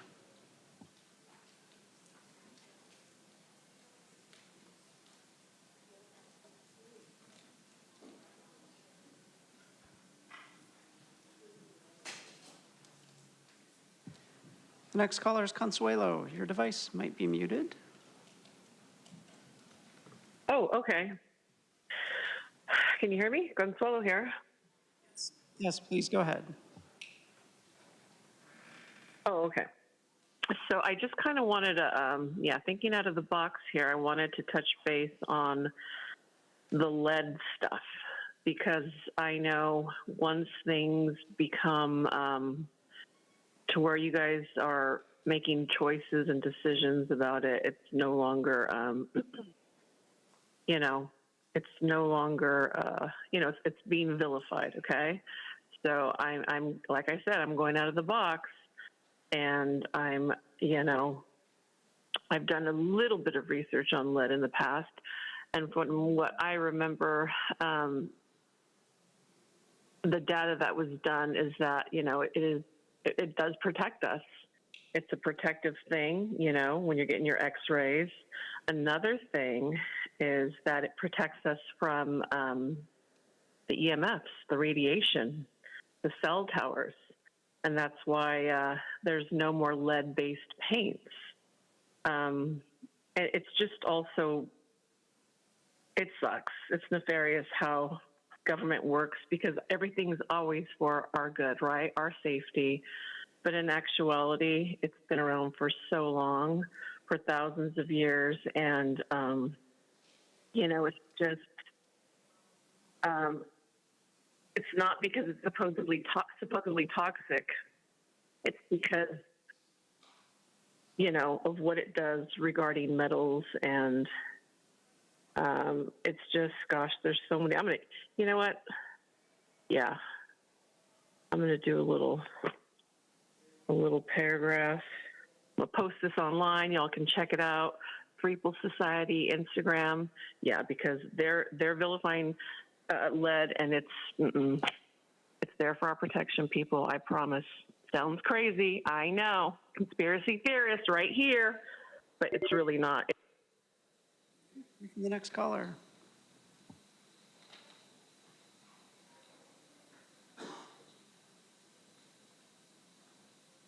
Good morning, Board of Supervisors. My name is Becky Rapp, and I'd like to speak to items number 4 and 5. I appreciate the county's concern for childhood lead poisoning prevention. Lead exposure is a serious environmental health risk, and the program plays an important role in identifying and reducing harm for children. At the same time, I would encourage the county to broaden its focus on pediatric poisoning and emergency department visits. Our hospitals are also seeing children presenting with acute cannabis exposure, most often from accidental ingestion in edible products and other THC-related adverse effects. These cases are real and preventable. As we strengthen programs for identification, outreach, and education around lead, prevention strategies must be applied to other pediatric toxic exposures, including marijuana products that are often packaged or stored in ways that are accessible to children. A preventative approach would reflect what clinicians are seeing across our emergency departments and ensure that families are supported with education to prevent all forms of childhood poisoning, not just environmental lead exposure. Item number 5, public systems are most effective when they're rooted in fairness. The most qualified person for a job, a program, or an opportunity should be the one selected based on skill, experience, and performance, and not gender alone. This is a simple principle. People should be treated fairly as individuals, and we should be careful about placing too much emphasis on identity. Many of the challenges we see, whether in housing, health, safety, or economic opportunity, are driven by deeper issues like cost of living, education gaps, family instability, and access to services. Those are the root causes we should be focused on. Thank you. Thank you. Hear from the next caller.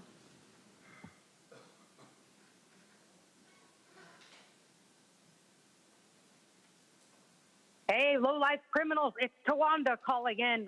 Truth here. Item 4, is lead poisoning prevention still a thing? Why is the state still funding this to the tune of $3.4 million? What is the actual spending breakdown? Buying non-lead pencils or maybe rubber rooms? Sounds like more state fraud.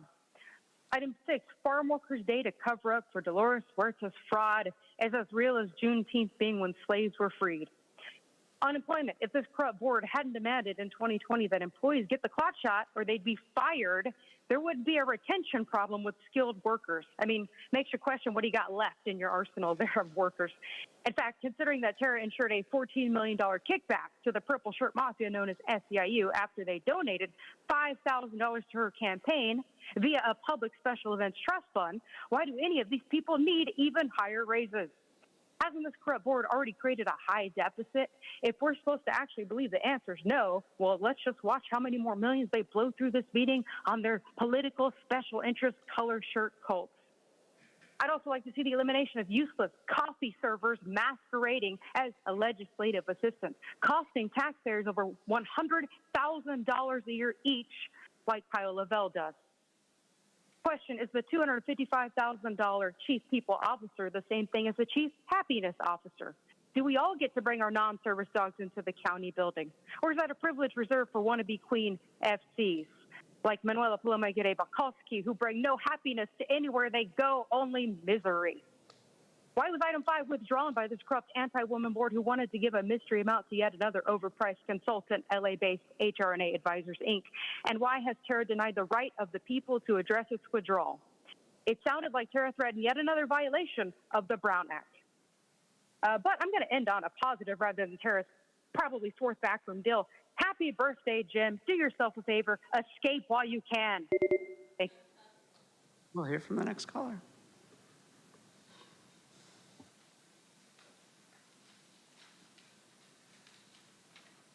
Good morning, Board of Supervisors. Ann Riddle here. I came today to speak to consent item 4 and 5, particularly 4 regarding lead and lead compounds being listed by the state of California as known to cause cancer, birth defect, and other reproductive harm. So as you know, it's classified under the California Prop 65, Safe Drinking Water and Toxic Enforcement Act. I'm glad to see the continuation of funding. I hope that it results in better education.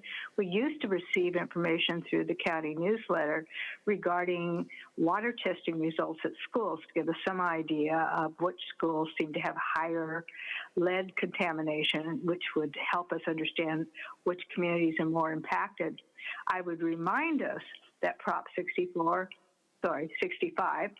also lists marijuana as a cause for carcinogens that create problems for unborn children and to their mothers, and the consequences of the birth defects that result. And the information that we're receiving both about lead and about marijuana regarding changes to genetic makeup because of their ingestion. Someone mentioned that it's very difficult to undo the harm caused by lead, and that has been true, and that's why it's of serious import. And this is also true for marijuana. It does damage that can't be reversed when it involves young children or those children that haven't been born yet. So thank you for bringing lead to our attention. Let's do the same for marijuana. It's long overdue. Thank you. Thank you. We'll hear from the next caller.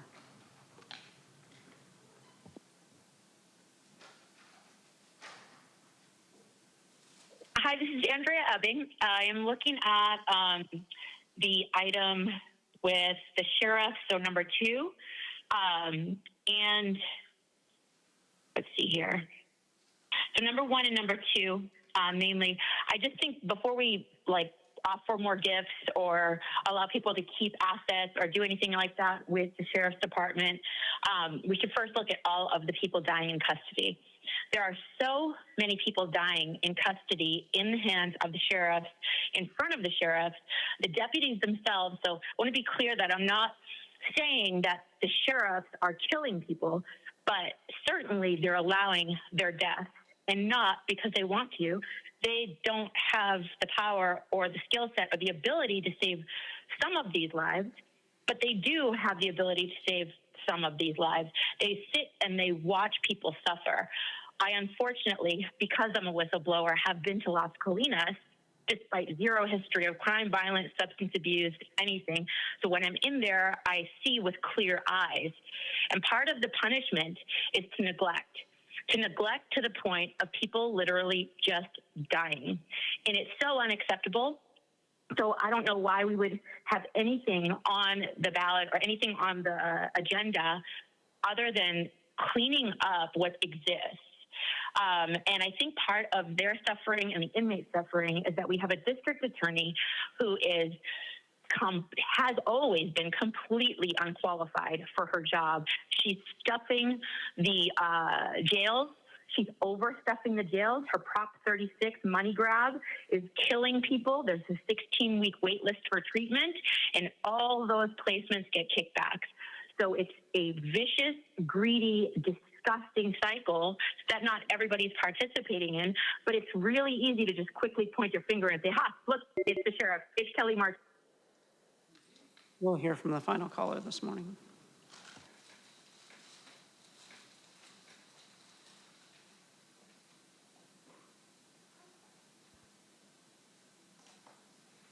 Now, I'm really curious why I couldn't talk yesterday. I mean, last time, suddenly, but whatever.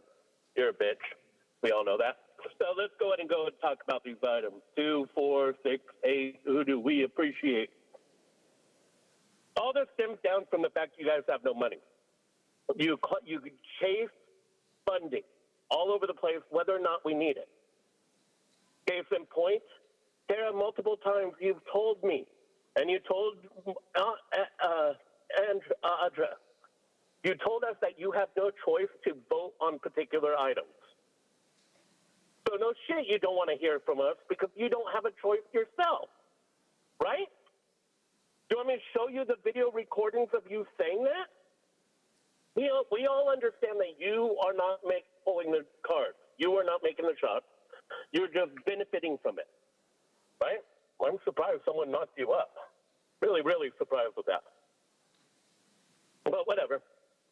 You know what's going to happen to our society. You know your kids have no future whatsoever based off of your actions. And you still proceed anyway, right?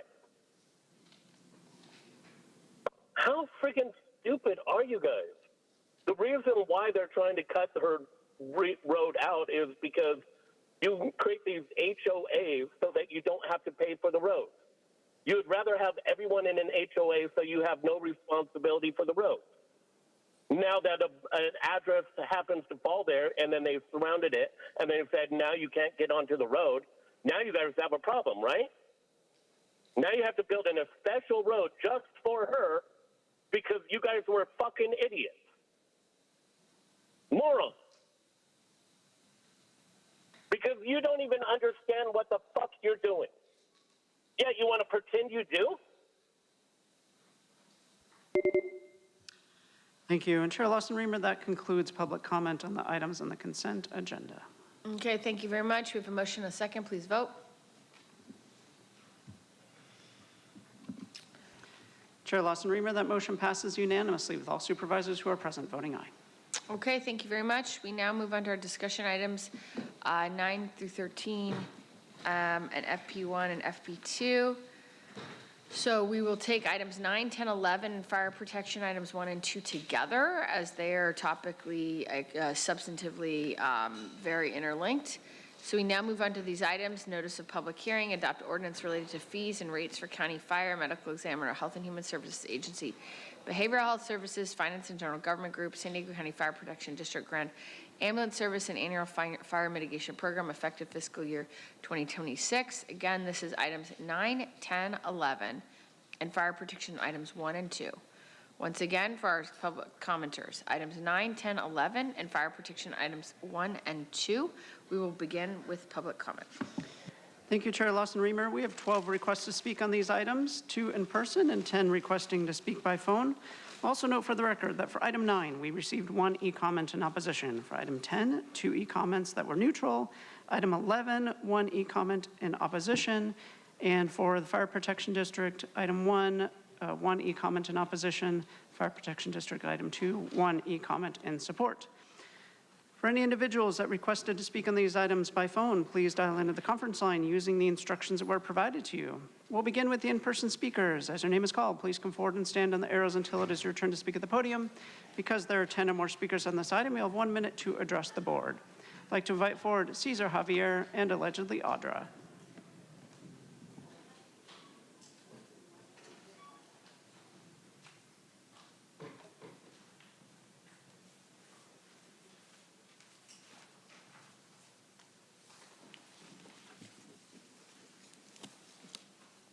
Nine to 11. That means 9, 10, and 11. But our attention is focused on this fire medical examiner. This is a great training vehicle for Toastmasters student. And we are highly spirited to express, if only to achieve the right thing to do. We perceive this as cost for operations, both on health side and firefighting measures and programs.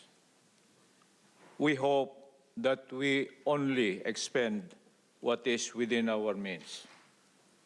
Let us not dream of something that we cannot do. Thank you. Next speaker, please. 1 minute.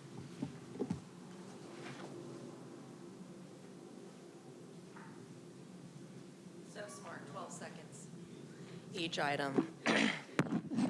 You're so intelligent, Tara, because I didn't realize that fire medical examiners, behavioral health, and voters, and the registrar and stuff like that all had to do with each other. I love it, learning something new every day. So speaking of behavioral health, because what we're doing is creating behavioral health issues, what I thought we could do is really make it fun and we could televise this. I know they do this kind of stuff in the underground tunnels and stuff, like with the Epstein kids, where they totally like do a bunch of experiments. But I thought we could do that like in the public. Like they used to do public hangings, which, you know, should be coming back someday.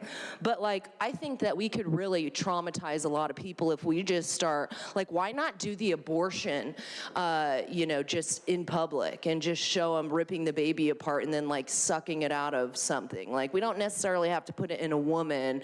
I mean, we don't even know what a woman is. So it's like, it could just be in a man, a shim, you know, whatever, a tank. Thank you. We'll now hear from the individuals that requested to speak by phone. We'll start with our first caller.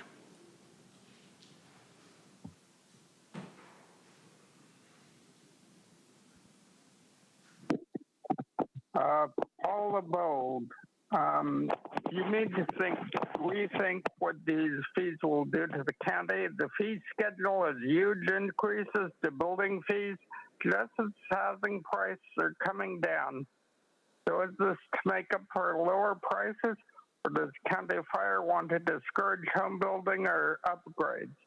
Keep building permit increase of 42 or 52% for non-commercial buildings, but a decrease of 30% for commercial buildings is ridiculous. Discourages new housing, 100% increase for grading plan review. Who doesn't have a grading plan in this Holly County? If the fire mitigation program can keep to a 3.6% increase, a 40 to 100% increase is outrageous.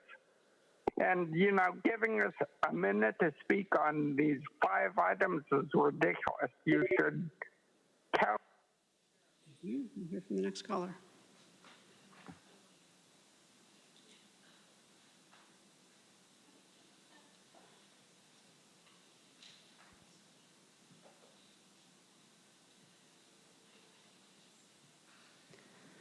Next caller is Justin Castro. Your device might be muted. Hello, can you hear me? Yes, please go ahead. Can you hear me? Hello? Yes, we can hear you, Justin. Please go. Can you hear me? Okay, awesome. So we're grouping everything together just so, because which one of these items can you not, you have to vote yes on? Can you answer that question, or is this just a complete secret and we're supposed to be guessing of which items there is an actual discussion on and we could actually change your mind? And then which items there is no changing your mind because Secretary of State basically told you how to go ahead and, or the union told you how to vote on a particular item. Could you please give us a list of the items that pertains to? I mean, you've admitted to it multiple times, countless times, even unrecorded by the news. So I just would like to know which items we could discuss and which items we cannot, because it's already predetermined based off of, you know, you flat out admitted it, right, Jeff? I could show you the 20-minute clip where you said you'll go ahead and look into voter. We'll hear from the next caller.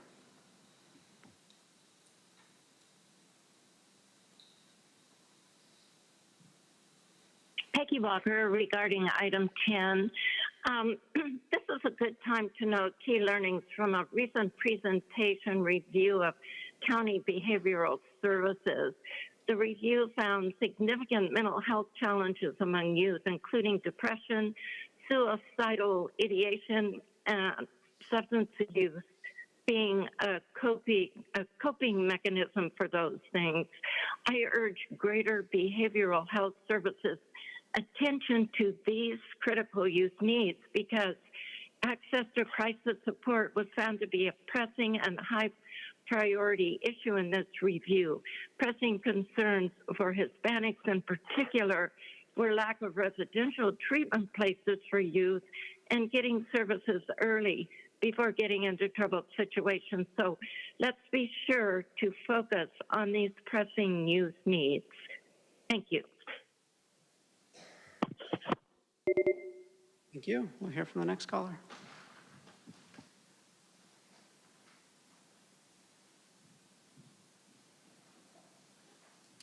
It's true. Truth, the county raising fees on everything is definitely all related together. Might as well bundle up corruption rather than waste time pretending this corrupt board actually cares what the people want or can afford. Item 9, raising ambulance fees, housing fees, and 22 different aspects. It's going to work out great. You know, Americans forced to go to Mexico for basic housing or basic health care because we all know the state social system this board promotes doesn't actually work, just a whole bunch of fraud. Item 10, the item says HHSA recently conducted a review of fees and rates in order to ensure costs are fully recovered for services. So was there no independent audit and accounting for HHSA services? Interesting. Item 11, hourly rates for the Office of County Counsel are projected to result in a decrease of $34,000. Does that mean we're getting closer to Damon Brown either being fired or quitting? Hey, a positive. But the registered voters going up by $75,000. I think fraud cost a lot of money, election fraud specifically. And clerk of the board increasing by $40,000. For what? You guys can barely answer PRAs in a timely. Thank you. And Chair Lawson-Remer, that concludes public comment on this item. And I would like to note for the record that for item 11, there was a typographical error in the board letter that transferred over to the agenda. In the recommendations, the year should reflect 2026, not 2025. Thank you. Do I have a motion or a second, or any of my colleagues? Okay. We have a motion from Supervisor Anderson, a second from Chair Pro Tem Aguirre. Does anyone have any comments? Yes, I do. Thank you. I just have a small amendment potentially to the motion here, and it's concerning the fire inspection increases. You know, we still have a housing crisis, and I know these fees are required to go up, but at the same time, I think government's part of the problem when we go to build housing and adding to the cost of that. I'd rather, you know, incentivize what we can do to streamline the business process, and our staff has been doing good. But however, some of these are kind of nickel and diamond, I think, in increasing the cost of housing. Specifically, I'd like to stop the increases of the residential building permits with and without the fire sprinklers, and waive Board Policy B29 and refer the balance to budget. So it's only like a $120 increase for housing without sprinklers, and it's over $200 per inspection for with increases or with sprinklers. So it's a small amount, I get it, but you know, we got to start somewhere as far as, you know, these fees, particularly on housing. If we can do that and then refer the balance to budget. So I'd like to ask that. It's on page 7 of item 9 in the table, the top 2. These are the permits. These are the increases in fees and permit fees for residential buildings with or without fire sprinklers. Chair Pro Tem Aguirre. I don't agree with the proposed amendment just because I know that staff did a thorough job in analyzing where the fees should be. And if we use or change the fees for one item or one type of fee, then we may have you know, imbalanced approach, and there may be other sectors that may request the same thing, and it's something that concerns me. So I know that staff put a lot of thought and a lot of effort into making these as balanced as possible. Thank you. I'll call myself. I just have actually a comment and then a question. I think, you know, overall we have a board policy that's a cost recovery board policy, right, where our fees are intended to reflect the actual costs. So just wanted to better understand, how does this item either adhere to that board policy or not adhere to that board policy? I think sort of that basic principle of cost recovery is obviously very essential for our county to, you know, continue functioning in a fiscally solvent way. So I don't know if our team is able to answer that question. Thank you, Chair. I'll defer to Andrew Stronger, Deputy CAO. Thank you. Yeah, and thank you, Chair, for the question. The fees do adhere to Policy B29, which is why we're increasing those fees to be full cost recovery as much as possible. But I can defer to our Director of County Fire to talk a little bit about what that fee does and why that could be impactful if we don't increase those fees. Thank you very much. Thank you, Chair, and members of the board.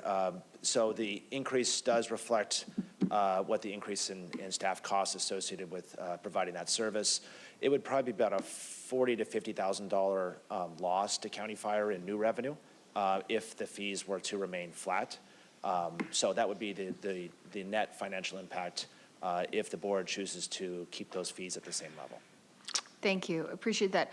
I'll just note, I mean, obviously there are certainly times when we waive that full cost recovery policy for sort of compelling public interest reasons. But I do think as a general principle, the notion that we're trying to ensure that the services, the fees are commensurate with the services that we're providing, neither levying higher fees than the value of the services nor subsidizing those services, I think is an important principle. Supervisor Anderson. I'm sorry I didn't catch Mr. Collins when he was up there. Are there any delays in our services? You know, sometimes these fees are tied to the speed in which we can perform the duty if it's upside down. So I don't know, nobody in my district's complained about our fire teams and their responses, but I believe Mr. Collins would know if they did.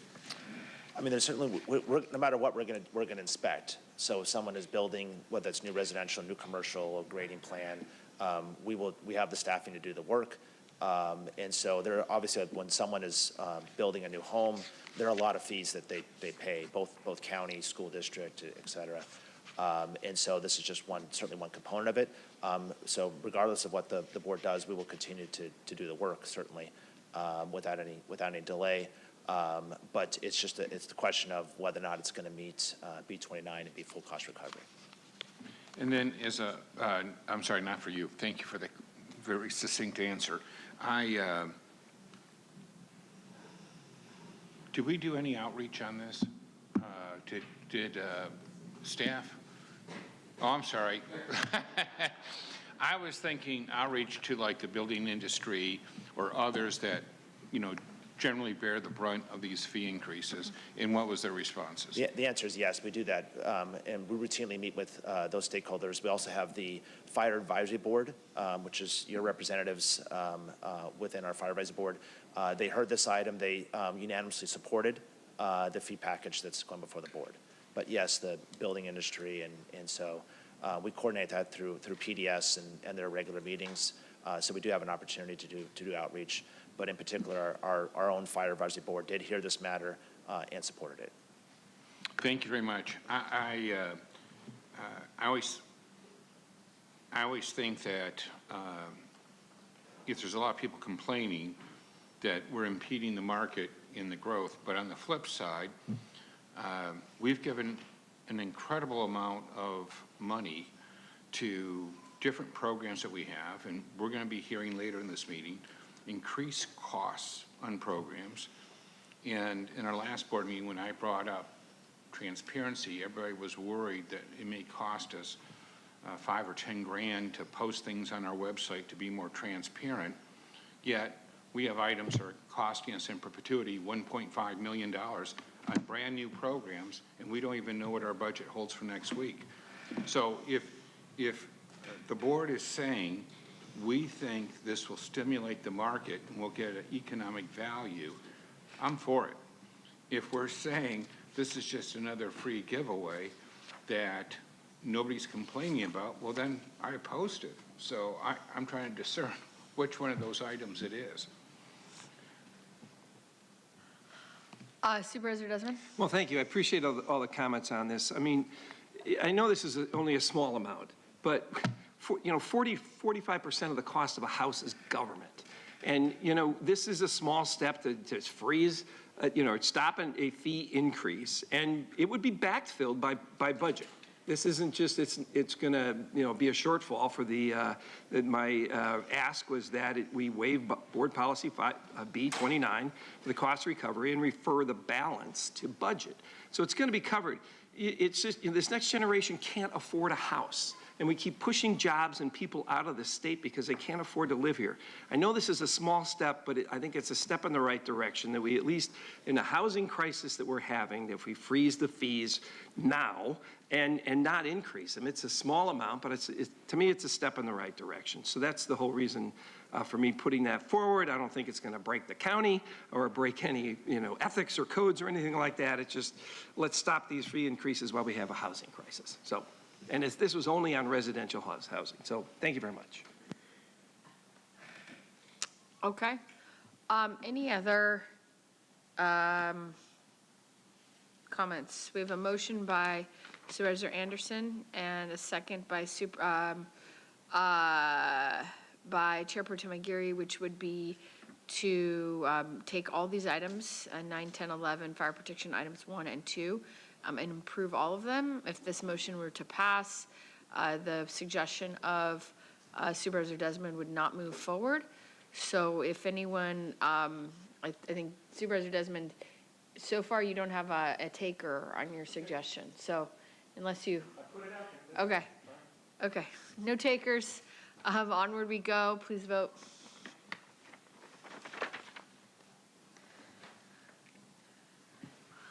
Chair Lawson-Remer, that motion passes with Supervisor Desmond voting no, all other supervisors who are present voting aye. Okay, thank you all very much. We will now move on to discussion item 12, enhancing revenues by optimizing use of county parking facilities and spaces in downtown San Diego. When I read this item, Supervisor Anderson, I thought maybe you wanted to stack the cars, but it's like a little Tetris. So excited to see what we can do. Did you want to say anything to introduce your item? Well, I'm happy just to preface it so that people are talking about the right thing and not talking about stacking cars now that you put that in their minds. But we have parking lots downtown that we utilize throughout the day, both for our constituents to use our county services and for our employees. But after 5 o'clock, we have over 800 parking spaces that are potentially available, and that's what this is addressing. Now, having said that, if it's possible, I'd love to hear from the public, and then I'd finish my remarks. Okay, so we'll begin with public comment. No stacking.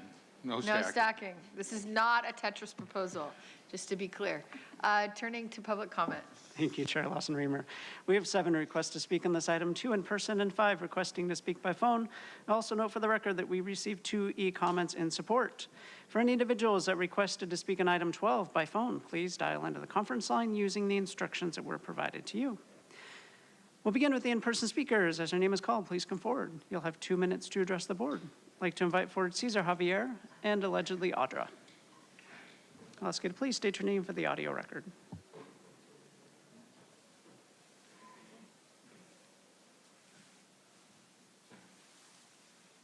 Thank you, Uncle Sam. We are happy working so hard to save ourselves from this destructive decision makers' judgment and all this sort of approval unknowingly or knowingly done. My God, help us, because you are again making us difficult to manage our pocket. We are retirees, and you are seeking to get more fees. We park our car somewhere just to attend public meeting. We ended up late night, and suddenly we saw our car out in the parking space, only to find out we were cited despite the hanging blue tag. We were hurt. We were tired, and this aggravated a moment where we said, is this our governance? Is this our lawful elected officials? Let us not source money from this kind of intent or plan, please. Let us invest in getting public trust by putting more effort and programs to create jobs. And crucially, Mama Gire, let us keep those victims healthy and go back to work. Hard work to keep our region running, working. Thank you. Thank you. We'll hear from the next speaker.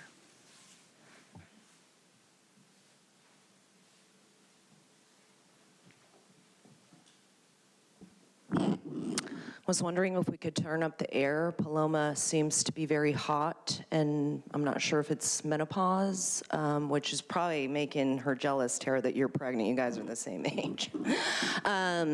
So parking, what I'm thinking is, I thought we weren't supposed to be driving, right, Tara? But are we just like, we want to make money while people still are?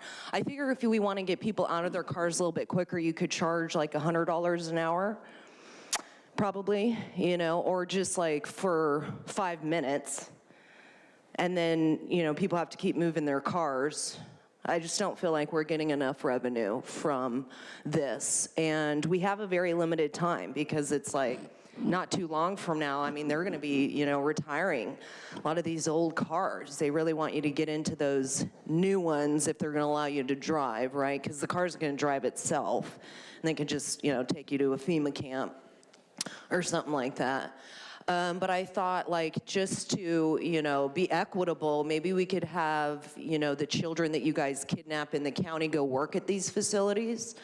And, you know, like, they could just be there all night. I mean, why, they could live where they work.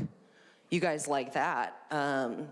And, you know, they probably won't steal any of that money, as long as you just say no cash, you know what I mean? And just it only has to be a card. Or we could start charging people blood, sweat, and tears. So it's like you get a discount if it's blood, especially vaccinated blood. That stuff has like nanobots in it and stuff that are self-assembling, so that is a little bit more lucrative. People could, I mean, men could donate their sperm. Actually, women too, because I think that women could be men. I mean, it really doesn't matter. I feel like we're just like an androgynous species and whatnot. Joel, I probably wouldn't donate your sperm, but that's okay. All right. Thank you. We'll now hear from the individuals that requested to speak by phone. We will start with our first caller.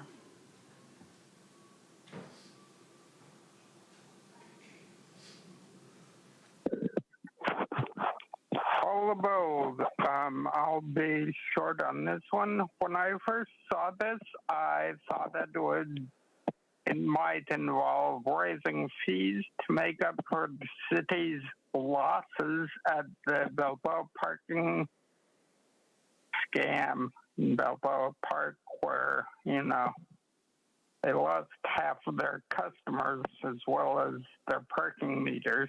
Anyway, however, it is, in fact, a common sense study of how to most efficiently use the empty space at various parking areas in San Diego. You probably should have done this years ago. But on the other hand, maybe you could keep any fees you have instead of housing inspection fees.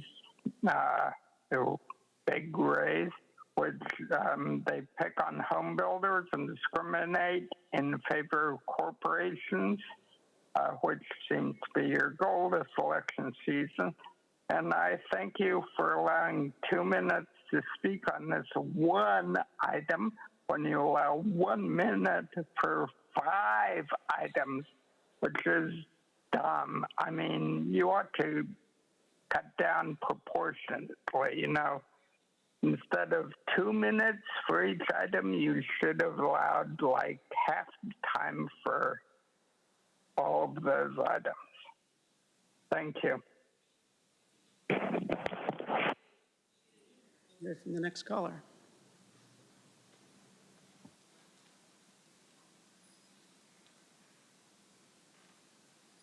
Hey, it's Truth. Let's see. This isn't a Tetris proposal. No.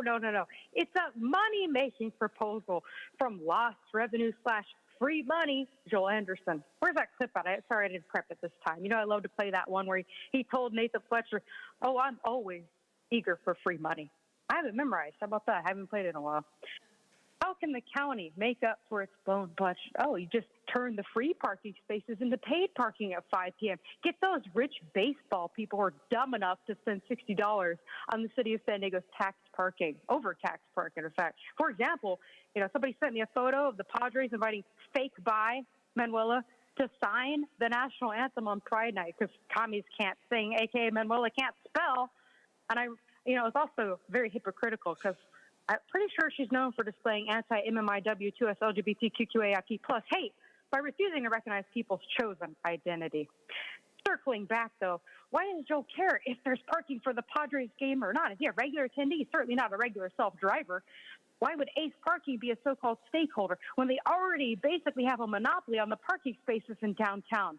Did the Padres donate to somebody's campaign, or is this yet another bailout for the city of San Diego's failures? Because the Padres make enough millions per year, they could afford to build an entire stadium of free parking spaces if they wanted to. If San Diego residents don't like the parking fees, just vote out Monica's old buddies who blew through the budget and now aim to punish the public they failed to serve, just like Tara and this corrupt board have constantly been doing for the last 6 years.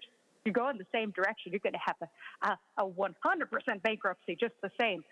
I think this is the county's first step at tax parking to make up for their own blown budget and to backfill the city of San Diego's losses from mismanagement, and they're going to funnel the profits, keep on funneling the profits to the city of San Diego, because this is actually we the people space. If anything, it should all be donated back to the people as reparations for 6 years of county mismanagement. Thank you. Thank you. We'll hear from the next caller.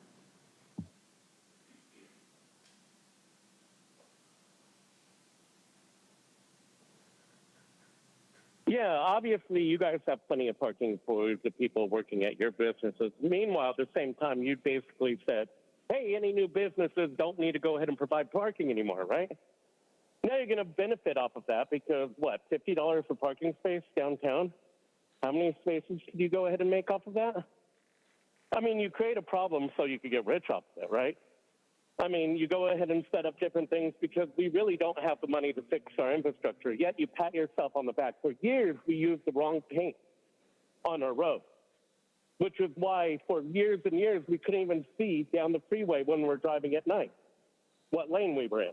Now that we're getting to the automated cars, for some reason, you guys are going full steam, fixing roads like you've never fixed them before. Why? Because of automatic cars? Do you understand the side effects that are going to happen? No, you don't. Stupid. That's why you have that job. That's why people cheated to get you into that position. It's because you're dumb as fuck and you're more than willing to be the mule in this whole experiment. You guys are going to be the ones holding the bag. I have no fucking problem with that, and it's going to happen sooner than you fucking think. I'm just kind of curious when it gets to that point and when the breaking point actually fucking hits, how much fucking trouble are you going to be in? I'm suspecting a whole shitload, like prison time, or fucking constant harassment from everyone, not being able to walk out on the street, because I'm pretty sure that people are going to go ahead and blast that all over the place. You don't have to worry about me at all. You're doing it to yourself. You know it. I know it. The judges know it. And that is why you can't touch me, you motherfuckers. So let's go ahead and start thinking about the people. Let's go in and open up parking. Let's go ahead and... Chair Lawson-Rima, that concludes public comment on this item. Okay, thank you very much. Supervisor Anderson. Madam Chair, Board, you know, the city of San Diego, I'm old enough to remember when Fifth Avenue was a scary place to be. And yet today it's been revitalized, it's vibrant, there's all sorts of evening activities. And if a family in East County wanted to come down here, first of all, they have to drive to either El Cajon or La Mesa to catch the trolley. And if they were to go to the ball game and want to have drinks afterwards or see a show, they have to be cognizant that the trolley may not deliver them back. And for someone to go from downtown to take an Uber ride out to, say, Lakeside or Alpine, That's well over $100 if you can find somebody who wants to drive one way out there. So the scarcity of parking is a real issue. And it's not so much that the parking isn't there or available. A lot of people have no idea that the county has parking spaces available. And in our recent Fiscal Transparency and Accountability ad hoc committee meeting, I had asked staff some questions about how they contract the parking and the rest, and that's when I discovered we had over 800 parking spaces that we potentially could get a higher and better use and encourage more people to come downtown and spend their money. So what this board letter is really doing is asking that we work with our vendor, Ace Parking, who do an outstanding job, but reevaluate those 800 spaces to ensure that they're being filled, that people know their options, and that we're not leaving money on the table, because even when you come to the office here, we only give you 3 hours of free parking to do your county business. So some people actually park here, and sometimes we have concerts, we have other things at the county building, and we benefit from that because people know they can park. This would look at downtown as a region and try to captivate more of those empty parking spaces and convert them to sources of money, and at the same time give our constituents a higher quality of life, because they're not spending enormous amounts of time worried about if they can find parking, one. And by the way, state law changed, and we lost a lot of parking spaces because now you can't park near the intersection. So minimum, we've lost 4 parking spaces on every city block, sometimes more. So that's the focus of this. It's not to raise our fees per se, but it is about making sure that the availability, that we're fully utilizing that availability, and that we get the message out so people that don't live on a trolley line or a bus line can fully enjoy all that downtown San Diego has to share. So that's the focal point of this, and I respectfully, as downtown San Diego continues to grow and parking lots become more scarce, it's important that we utilize our downtown county resources to help the public find reasonably priced and convenient parking. With that, I ask for a second and hopefully an aye vote. Okay, I'm happy to second. That's my motion, by the way. Thank you. I'm happy to second. Do any of my colleagues have any comments on this item? Okay, Chairperson McGarry. Thank you, Madam Chair, and thank you, Supervisor Anderson, for bringing this forward. I do see an opportunity, and I want us to explore where we could increase our resources while still providing parking opportunities for as many people, especially the ones in your district. I just want to make sure that we do not stop providing the 3-hour parking for our customers who come do business in our building during business hours. So as long as that's protected, I just want to make sure that we protect that and that we explore all the other options. And I know that's what you said, but I just want to put that on the record. Okay, thank you for acknowledging that's what I said. I just want to. I don't want to be misleading. No, not at all, and I'm happy to support. Supervisor Desmond? Well, since it's my birthday and I can't help myself, but perhaps we could backfill some of the permit fees with the extra parking funding that comes in. Thank you. Okay, thank you. We have a motion and a second. Please vote.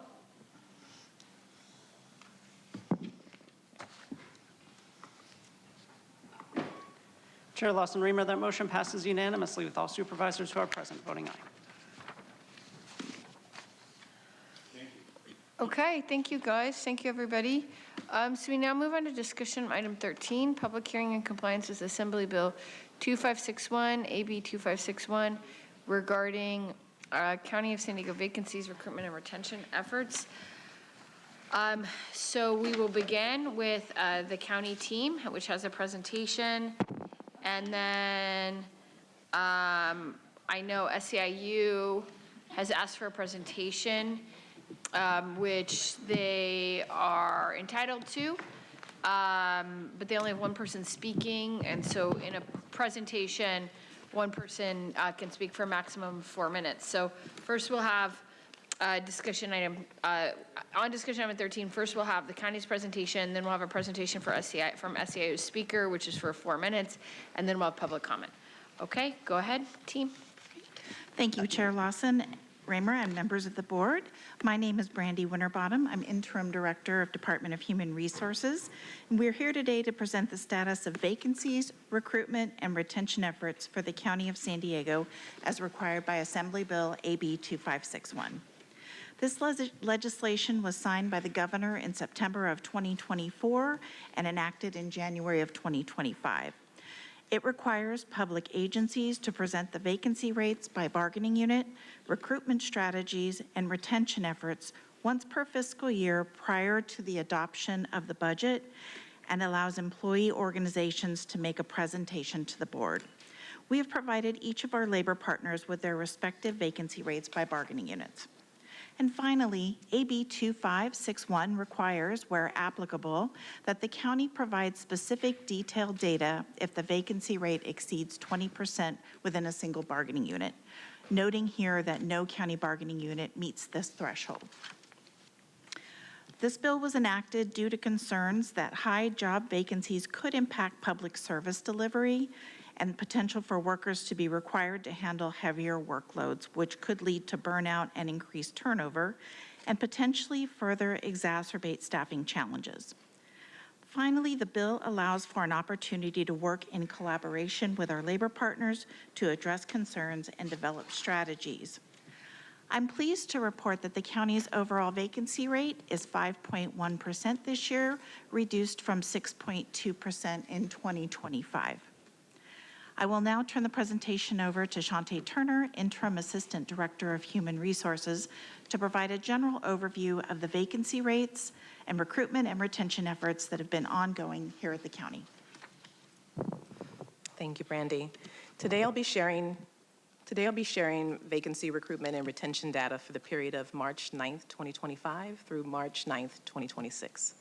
The county has 20,250 budgeted positions with 19,217 employees. At its peak in July 2022, the county's vacancy rate was nearly 20%. As Brandy mentioned, the Department of Human Resources and hiring departments worked diligently to reduce the vacancies to their lowest point of 5.1% currently, with 1,033 vacant positions, 193 less vacant positions than last year. During the same period, the Department of Human Resources accepted applications for 684 recruitments, receiving over 85,323 job applications. Nearly 1,300 new employees were hired into the organization, and 1,785 county employees were promoted. The county has 9 employee organizations representing 16,800 employees that are listed here on this slide. Within those 9 employee organizations, we have 25 individual bargaining units at the county. The next 3 slides show a breakdown of vacant positions by employee organization and bargaining unit. This slide shows vacancies for SEIU and its 10 bargaining units. The next slide shows vacancies for the District Attorney Investigators Association, the Deputy District Attorney Association, the Deputy Sheriff's Association, the Public Defender Association, the Probation Officers Association, and the Supervising Probation Officers Association. The last slide shows vacancies for Deputy County Councils Association, Teamsters Local 986, and the unrepresented employees in the county. You may have noted a negative vacancy rate in a few of our representation units. This occurs when departments have a temporary need to overfill positions to allow adequate time for cross-training in advance of retirement or other vacancies. As Brandy mentioned, there is no single bargaining unit with a vacancy rate that exceeds 20%. We do have pockets of challenges in recruiting and hiring for specific job classifications that we'll discuss later in the presentation. We have worked diligently to hire qualified staff to reduce vacancies by creating a toolbox of creative and versatile strategies since a one-size approach doesn't necessarily fit all needs. The Central Department of Human Resources works collaboratively with each of the departments to identify any recruitment challenges and to express strategies to increase applicants. We engage with community by attending public outreach events and job fairs. During this period, we attended 53 events, including 18 that were veteran-focused. We maximize efficiencies for our candidates by hosting same-day hiring events, where hiring departments can make job offers at the same time of interviews, and candidates can immediately start the background check process, which significantly reduces the amount of time to bring staff on board. We held 21 events and hired 81 candidates at the same-day hiring events. In addition, your board approved various hiring incentives for hard-to-fill positions such as engineers, equipment operators, and public safety officers, resulting in 323 employees being hired over the past year.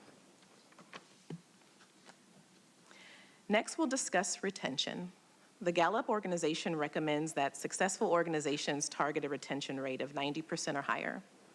This slide shows the county's year-over-year retention rate of 93%, increased 1% from last year. A skilled and diverse workforce is the foundation of providing services to the community served in San Diego, and creating a sense of belonging for employees is at the forefront of the county's culture.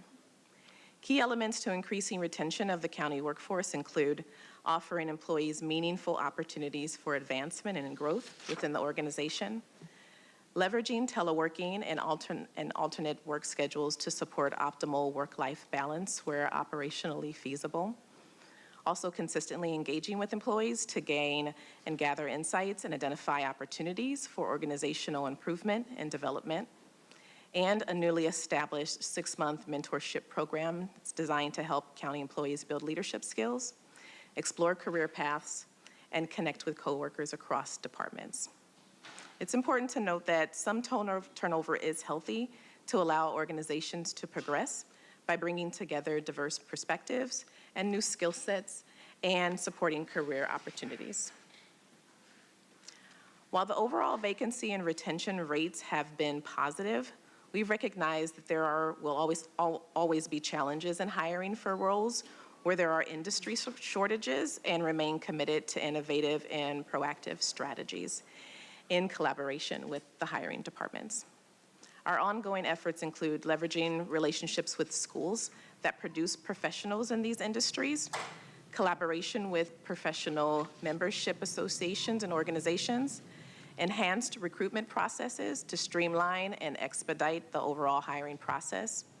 Also, revised minimum qualifications to broaden the candidate pool and increase the number of applicants who meet eligibility requirements. Bringing forth compensation adjustment requests as necessary throughout the fiscal year, and also continuing our same-day hiring. I'll turn it back over to Brandy to conclude the presentation. Thank you, Shantae. The county has made significant stride in efforts to fill vacant positions and recruit and retrain a skilled, diverse, and engaged workforce. In the upcoming fiscal years, each county operational group will take measured steps to monitor vacancies and will implement strategies to ensure core services are delivered to the public.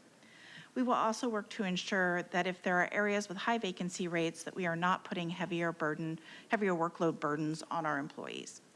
I'd like to thank each of our departments for their partnerships in helping to improve hiring efficiencies throughout the organization, and also to our labor partners for being here today. Today, we are asking that the board accept our presentation. Subject to your questions, that concludes our presentation. Okay, does anyone on the dais, any of my colleagues have questions?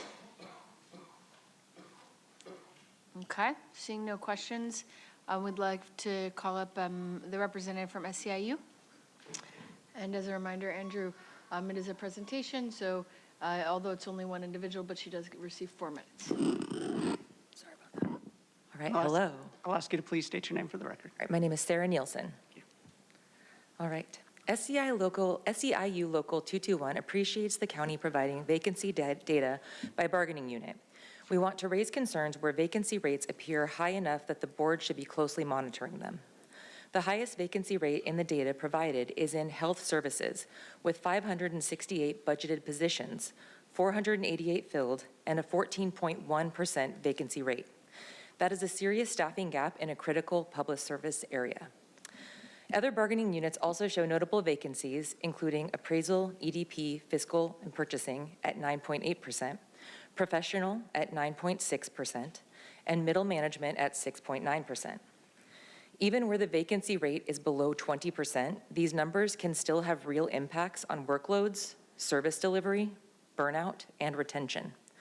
The board should treat these vacancy numbers as an early warning sign.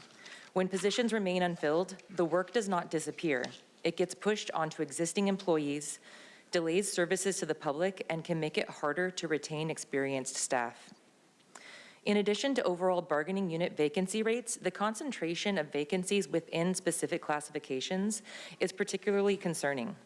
In several cases, vacancy rates within individual classifications far exceed the broader unit averages, indicating acute staffing shortages in key roles. For example, within the Health Services unit, there are 39 vacancies in the Sheriff Detention Licensed Vocational Nurse classification, representing a 42% vacancy rate. In the Professional unit, the Sheriff Detention Mental Health Clinician classification has 22 vacancies, a 33% vacancy rate. Within the Middle Management unit, there are 9 vacancies in the Senior Office Assistant classification, a 6% vacancy rate. In the Clerical unit, there are 48 Office Assistant vacancies, a 7% vacancy rate, and 10 Departmental Personnel Technician vacancies, a 6% vacancy rate. In Public Safety, Sheriff Emergency Services Dispatch has 20 vacancies, representing a 23% vacancy rate. These classification level shortages are especially concerning because they often reflect frontline or highly specialized roles that are essential to daily operations. When vacancies are concentrated in these positions, the operational strain is magnified, further impacting service delivery, employee morale, and the county's ability to respond effectively to public needs. Given both the overall vacancy rates and the severity of shortages in specific classifications, we urge the board to closely monitor these trends and take proactive steps to address recruitment, hiring, and retention challenges before conditions worsen further. Thank you so much. Thank you. We'll now hear from the individuals that requested to speak on this item. We have 10 requests to speak, 3 in person, and 7 requesting to speak by phone. I'll also note for the record that we received 1 e-comment in support. For any individuals that requested to speak on item 13 by phone, please dial into the conference line using the instructions that were provided to you. We'll begin with the in-person speakers. I'd like to invite forward Cesar Javier, allegedly Audra, and David Levine. You'll have 1 minute to address the board since there are 10 or more speakers on this item. I'll ask you to please state your name for the audio record.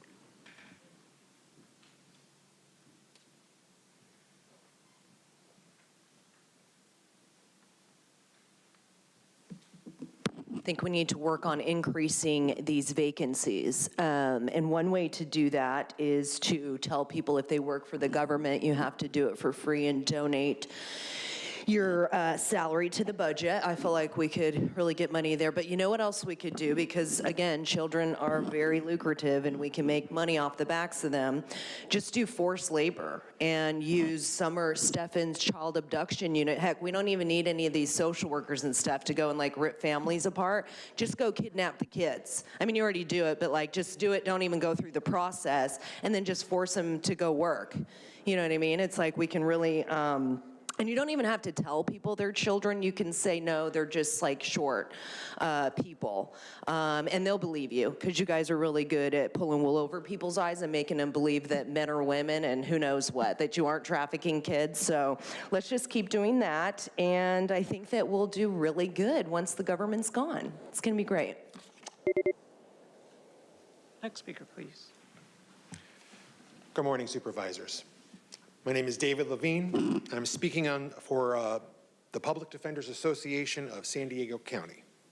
I'm neutral on the item, but I want to speak to what the vacancy numbers do not show from the ground.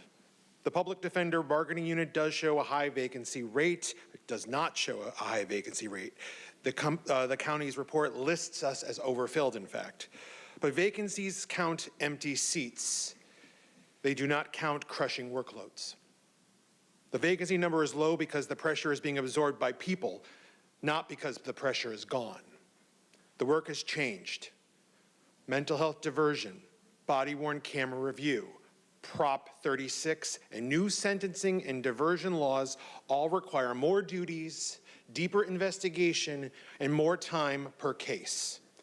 Every new right creates work. Every new procedure creates work. And that work has to be done by someone. Thank you.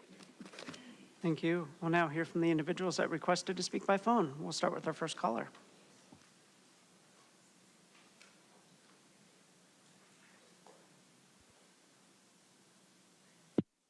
Paul the Bold. There are several types of vacancy positions which aren't filled, people who don't work, or people who lack the qualifications or abilities to do the job. And I'm sure there are a lot of other types. And we won't discuss where the vacancies are for now. A vacancy rate of 5% is not acceptable. It means that you might be missing out on good ideas, and people are probably overworked. There's lots of work, and since the duties are increasing, you should have people ready to fill the gap, as it were. Interesting that health services has a high vacancy rate, particularly the sheriff department. That's not good. Go ahead. Thank you. We'll hear from the next caller.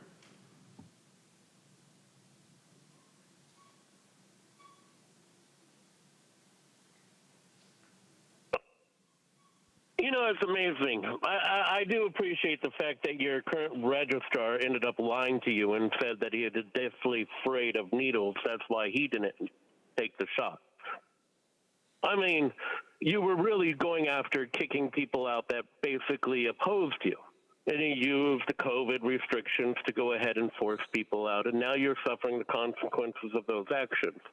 But now, since you went ahead and anyone who had common sense no longer works at the Registrar of Voters, you have a bunch of followers, including the registrar, especially the registrar, willing to go ahead and turn his back onto fraudulent activities just because he likes that paycheck. This is a condition we're in, right? No one really wants to work for you guys. I mean, grifters definitely do. People that don't have a moral code definitely do. That has definitely changed since definitely since 2020. You could see. Hear from the next caller.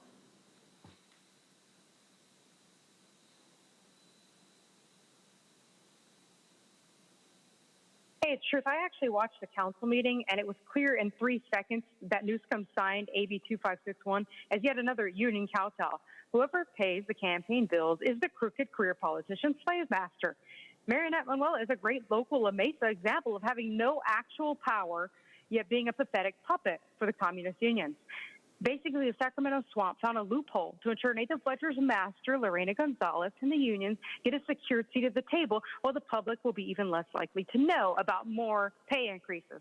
This is a rigged bill and rigged game. It's kind of like the day entitled Tara allowed SAU to hijack and shut down these meetings, or when she allowed SAU to flip off Jim during a meeting, or when she allowed racist SAU minions to yell white power during a meeting. And I'm sure white power blank, Tara approves the AB 2561, whatever butters the bread, because it sure as heck ain't a worthless county badge. More unfunded mandates from the top down. Thanks, Constitution-hating progressive communists and the union funders. Remember, comply and die. Thank you. We'll hear from the next caller.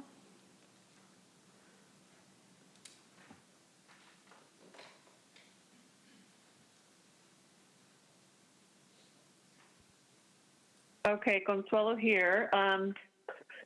So what I wanted to point out regarding this item is, gosh, how big government is growing within our local beautiful county.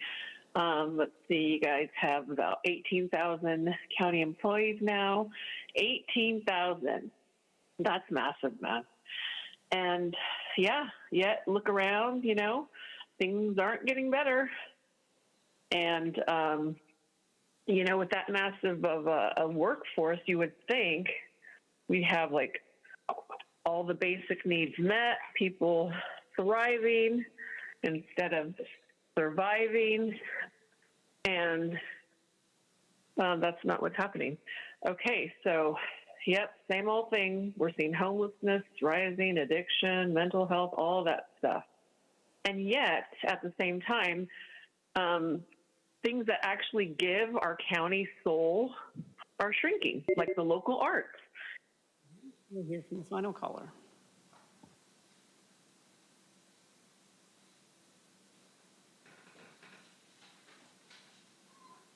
Good morning, Board. My name is Joe White. I'm currently the president of the Supervisors Association.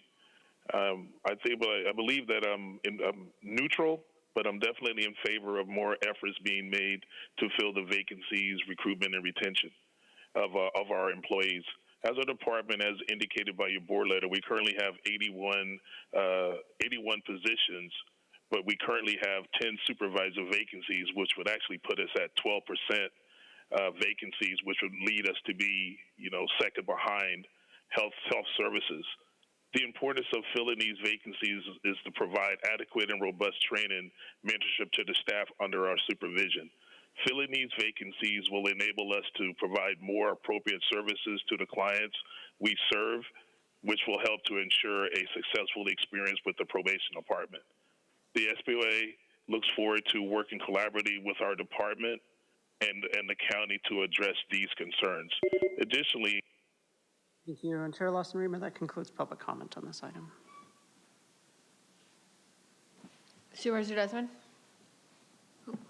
Thank you, Madam Vice Chair, and thanks staff for the presentation and all the hard work on this, particularly on the county's vacancies, recruitment, and retention efforts. I appreciate it, and I know we're not there at 100% or even close with some of the departments, but I'm glad to see this positive change. You're closing the gap. We'd all like it done faster, quicker, but particularly in the one I was looking at, the public safety departments, particularly the sheriff's office. I know we've had a lot of efforts, Andrew Strong and your group, bringing people on. So we've invested a lot in recruitment and retention, and I'm glad to see it's paying off. There's still work to be done, but appreciate we're moving in the right direction. So I'll make a motion. Do we have to, is this just accept or is it just accept? I'll accept it. Thank you. Okay, thank you so much, Chair Pro Tem. Okay, we have a motion and a second. The Chair Pro Tem has a comment. Thank you. I have a couple questions. So for staff, thank you for the presentation. We know that we have an overall vacancy rate of 14%, and that stands out, especially as we are facing the changes and requirements in qualifying for programs such as Medi-Cal and CalFresh caused by HR 1. What workforce analysis beyond just retention are we conducting to assess the specific potential impacts from HR 1 and what the staffing needs will look like because of those impacts? Through the chair, thank you so much for the question, Chair Pro Tem Aguirre. We are working diligently with the Health and Human Services Agency to continue to evaluate the needs of HR 1, their staffing needs as well, and in some case preparing to overstaff so that we have staff trained and ready on the ground to meet those needs. Specifically related to the health services unit, we had an unexpected large leaving of staff in the certified nurses assistant position. We had 7 retirements, 2 people relocate, and a few others. So they've already hired some replacement staff behind them, which has brought down the vacancy rate for the certified nurses assistants to 10%, and they also have ongoing hiring. Thank you. Thank you. And so you said that for health services positions, you are doing these strategies. How are we measuring whether those efforts are going to improve resident-facing outcomes? So we're going to staff the positions, but are we ensuring that the services that we're providing will not be impacted? Chair Pro Tem, if I can ask Dr. if I can ask Liz to respond to that question, I think she's best informed. Thank you. And specifically, I'm talking about access, timeliness, caseload per staffer, things like that. No, thank you so much. We have in various departments different performance standards that report up to the states, and we compare our standards with state and other neighboring jurisdictions. And that includes looking at caseloads per staff. That includes looking at call times. And so we have dashboards that we look internally, as well as comparisons to the state that we have to report up. I'm proud to say that we have shown positive performance outcomes in those areas. And for any areas that we do have any vacancies, significant vacancies, we also partner and contract with temp agency staffing so that we can bring folks in temporarily until those vacancies are resolved. Okay. I appreciate that effort and that work. I know it's ongoing and it's always been a challenge, but now as we face the changes and the cuts brought on by HR1, that's going to be even more significant. Yes. So I know that you're on top of it and that we just need to continue to monitor that. Thank you very much. Okay, we have a motion on the floor and a second. Seeing no further requests to speak, please vote. Chair Lawson Remer, that motion passes unanimously with all supervisors who are present voting aye. Okay. So items 14 and 15 are time certain to be heard tomorrow. That was previously announced.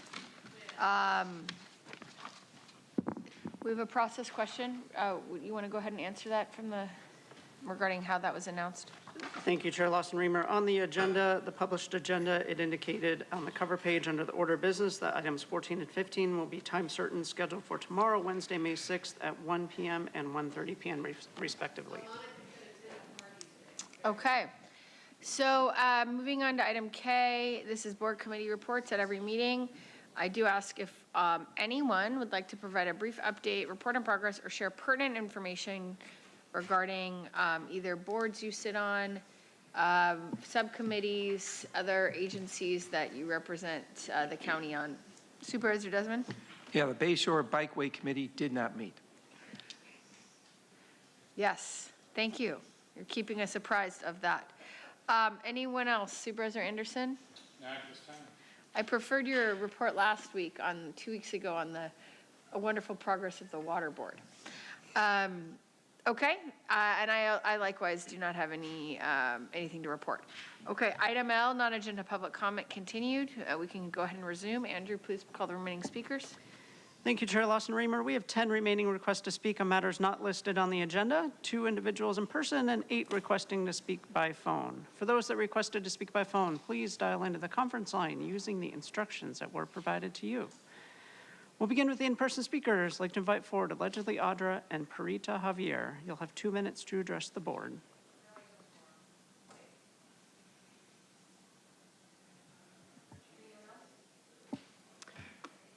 We'll now hear from the individuals that requested to speak by phone. We'll give the individuals a few minutes to dial in.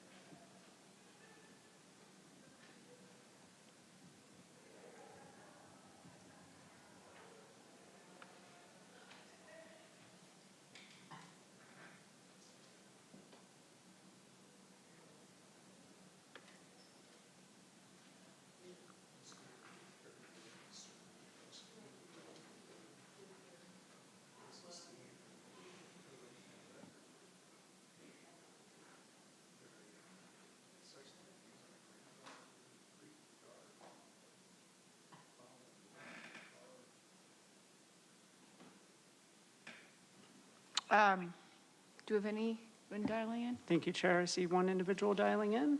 Okay.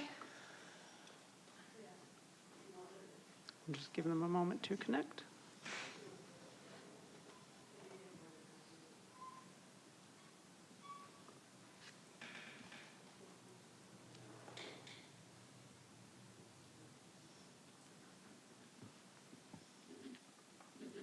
We'll begin with the first caller.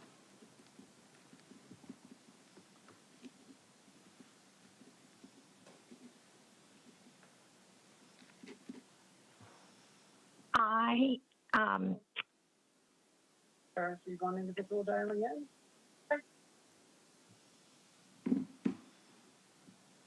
Moment to connect. This caller, Diane Grace, please go ahead. Can you hold on for, I'm sorry, for 1 minute? I'm trying to,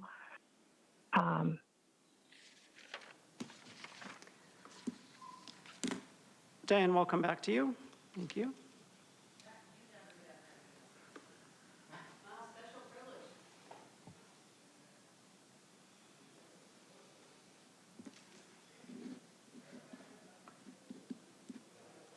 Henry O. Yeah, I looked in the paper the other day, a few days ago, and Israel's bombing Lebanon big time. And it was in the Union. They got a bulldozer on a tank, and they're bulldozing a Catholic nunnery right in the middle of Lebanon. They're going genocide in Lebanon right now. We got to take a proclamation condemning that. We did the Jew thing just a while ago with a proclamation. We need a new proclamation condemning Zionism for what it is. Just butchering. They're killing people. They're doing it all just like they did in the Gaza. They're trying to take over Lebanon. Lebanon's got a Christian president. There's a lot of Christians there. It's not the Arabs they're doing it to now. They're doing it to both of them. We need to denounce that, man. Quit raising the parking fees and denounce Israel or whatever you want to call them. You know, they're just doing it right now as you speak on YouTube. They're killing kids. They're bombing things. They got the tanks out. They're probably running over graveyards with those tanks. That's what they did in the Gaza. They desecrated graves with the tanks running right over there. And now they got a video of what Gaza looked like 20 years ago. It looked great.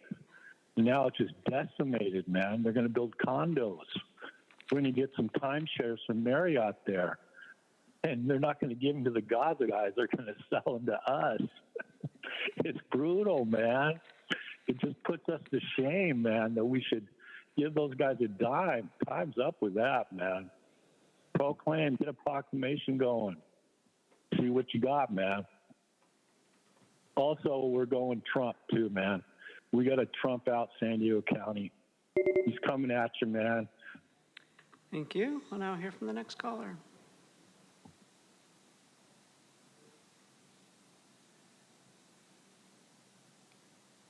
It's still true. Someone told me a story about signature gatherers pushing for a new bill to allegedly clean up Mexico's sewage.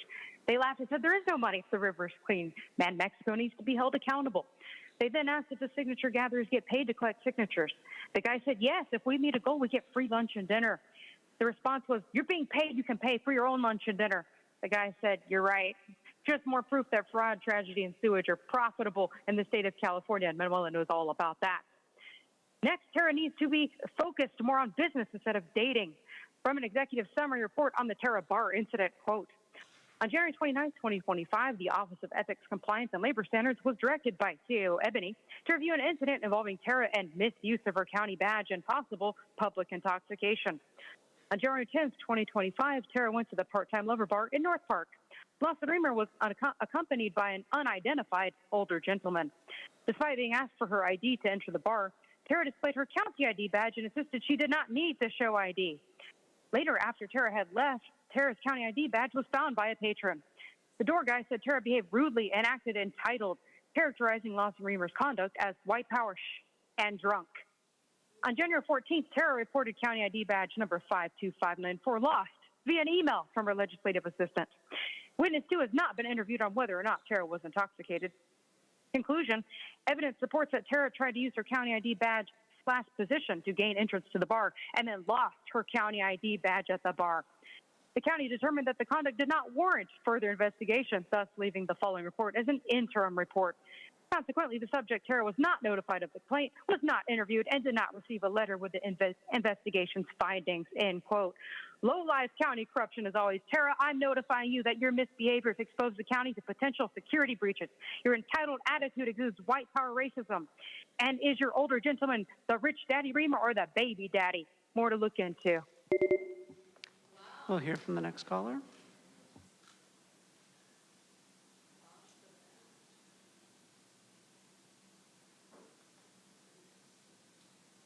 Good morning still. Board of Supervisors, Ann Riddles here. Thank you for some thoughts and non-agenda public comment.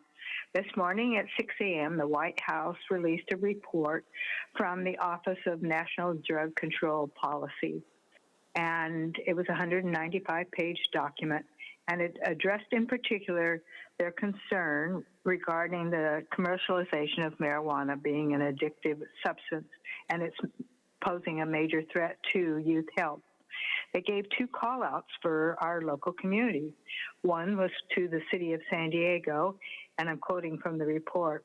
While all drugs carry some level of risk, marijuana has the highest conversion rate from psychosis to schizophrenia and bipolar disorder.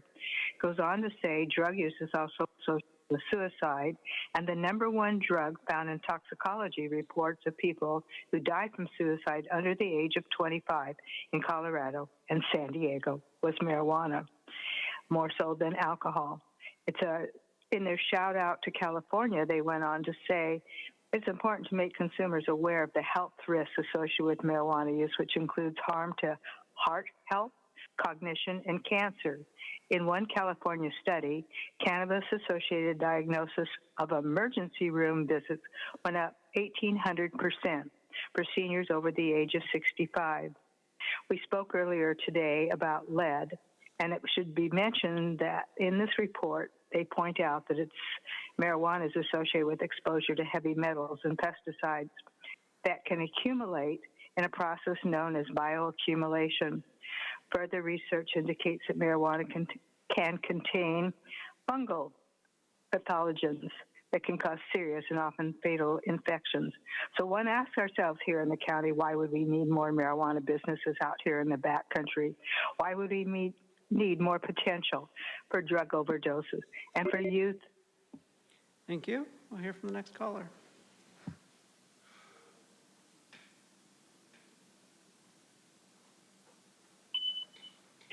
Good morning. My name is Terry Ann Scalia. I'm a parent and a public health educator and a county planning group attendee. Recently, Dr. Ronette Lev, a San Diego County Emergency Room and Addiction Medicine Specialist, provided a presentation entitled, "It's Just Pot, What's the Problem?" This presentation was appropriate for teens, their parents, public health educators, and legislators that care about the young people of our county. It can be seen on YouTube. She begins by explaining that as an emergency room doctor here in San Diego, she was gravely, personally, and professionally dismayed that there was a 690% increase in emergency room visits where the primary diagnosis was associated with marijuana. This equates to 37 cases a day on average at the county hospital. Imagine the costs to parents, their families, employers, to the medical staff, perhaps even to police departments. 17% of all adults smoking pot are clinically diagnosed with cannabis syndrome disorder. Among daily users, it raises up to 50%. And Dr. Lev described the misery of cannabis withdrawal, including sweating, tremors, sleeplessness, severe agitation, and depression. And why do I mention this today? Because this Board of Supervisors is poised to increase the number of marijuana businesses in the Back County areas where they do not want any more of them, and they will do incredible damage in increasing access and normalization of pot use. Thank you for hearing my concerns this morning. Thank you. We'll hear from the next caller.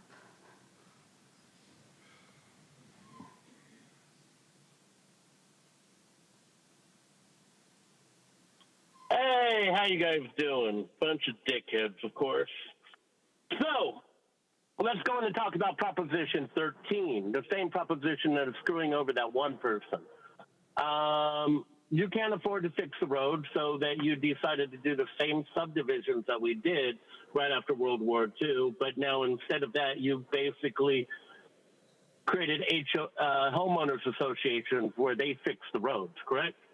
And then now they went ahead and bought all the property around this one piece of land.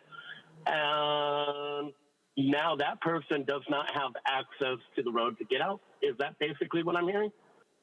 Basically forcing them to basically sell their property to them because, you know, you're not going to go ahead and fix the road and create a road for them because you don't have money.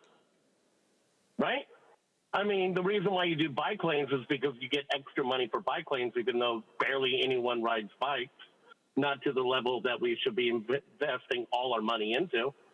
We're way too spread out for that. People aren't going to be riding their bike from El Cajon down to San Diego. I'm sorry, that's not going to happen. I mean, there are a few people that do it. There's this one guy that I used to play cards with all the time. He would drive a mile, he would ride a bike a mile every single year he was born. And he was 76 years old, and he rode around the entire, basically, majority of the county in his bike. This was before we went ahead and added in the bike lane. So there has always been bad paths. The reason why there's more accidents now, you're telling kids that they could ride these high-powered motorcycles, electronic bicycles on the road, doing Papa Willies right in front of cars. What? Are you surprised that they're getting hit? I'm not. You're telling kids to play in the streets without any... Dude, you guys are so fucking stupid. So fucking stupid. Just because the union tells you to jump, you ask them how high. Yeah, we'll now hear from the final caller.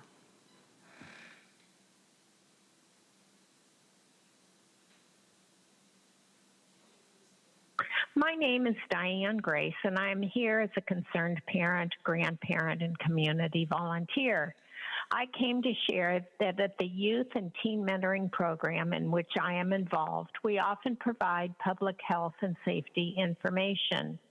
For example, we have distributed information from the Sheriff's Office regarding the county's social host law, especially since young drivers are so vulnerable and driving under the influence of alcohol and pot is very dangerous to them and everyone. I respectfully suggest that the county revisit its role in providing that education in more visible formats than we see now, for example, in social media and billboards. Instead, right now in the unincorporated area where I drive, there are 2 marijuana billboards. One features a delicious piece of cake with whipped cream and a cherry and advertising the pot shop, the Cake House. It is in pleasant shades of pastel pink, yellow, and blue. As I understand the state law, California restricts cannabis advertisements from marketing in a way that is attractive to children. I would definitely argue that this billboard is very attractive to kids. Clearly, a piece of cake with whipped cream and cherry on top is enticing. Marijuana businesses aren't known to care about children and youth, and here is a glaring example. We absolutely do not need more of them in our unincorporated areas. Thank you. Thank you. And Chair Lawson-Rima, that concludes a request for non-agenda public communication for this session. Okay, thank you so much. Now we will turn to public comment for closed session matters. Thank you, Chair Lawson-Remer. Item 16 on today's general legislative session agenda are closed session matters.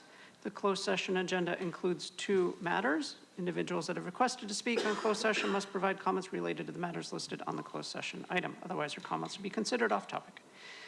We have 6 requests to speak, 1 in person and 5 requesting to speak by phone. For those that requested to speak by phone, please dial into the conference line using the instructions that were provided to you. I'd like to invite forward allegedly Audra. You'll have 2 minutes to address the board. For David. I mean, Damon, whatever. Damon, are you excited to go and talk about these cases? I know that you like to do really nefarious things. So I'm sure this person that died, the Espinosa estate, right, let's just really screw them where it counts. You know what I mean? Just say, fuck you. You should have died, right? I mean, that's what we do with the children that you guys go in and kidnap. And then also this whistleblower stuff, it's like, definitely hide that information. I know that's what you're gonna do. We pay you a pretty penny to do it. And I'm wondering if you are excited for county counsel like Jessica Fellman to go into court tomorrow. It's gonna be really cool. You guys are set to terminate the Lopez Robinson family. How cool is that? Are you excited? Because you get a pretty penny if you guys adopt him out. So that should be, what's she gonna say, like rush it? Let's really just, we don't even need to spend like 5 minutes in here, just, you know. I mean, we could pay off the judge. I don't know that you guys all work together like in court. It's kind of funny because you like sit there and act like everyone's like on opposing sides and you're all, you know, in the chambers laughing and stuff like that with the judge, probably, you know, it's cool. But are you excited to do that to Malika and Zaya? How cool is that gonna be? You gonna have dreams about it? Them like crying and stuff? You know, once they're like, you're not a parent anymore. Tara, maybe you could donate your daughter or son, I don't know, whatever you're incubating in there. I know it's adrenochrome, but like if you really wanted to feel like you're doing something beneficial to somebody, you take their kid, you can give them yours. I don't know, Paloma might want it because she's drying up, but yeah. So it'll be interesting to see what happens tomorrow. Are you excited, Tara? How cool would that be? It'll be like another notch on your belt. You can just give your baby a poke and be like, you're lucky this isn't you. But it could be. We'll just see. We'll now hear from the individuals that requested to speak by phone. We'll start with our first caller.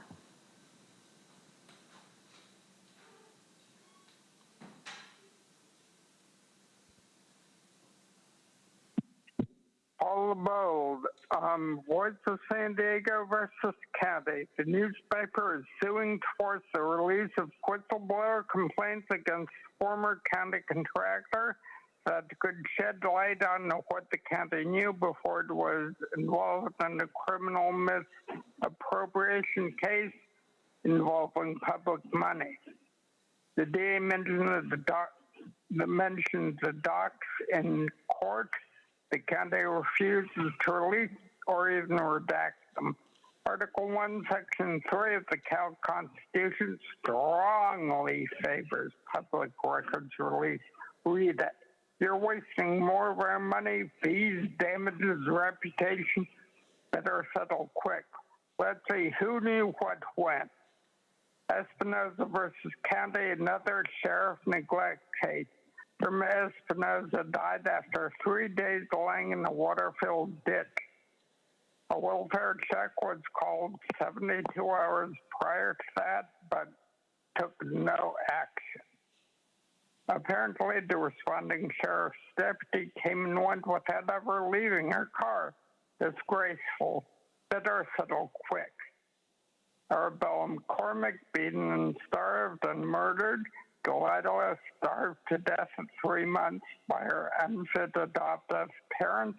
And Ray Ebbing tortured kids taken, now brutalized by the cops. Evelyn Lopez, kids taken. The 150 or more Polinsky Center abuse cases and other abuse cases. People and animals.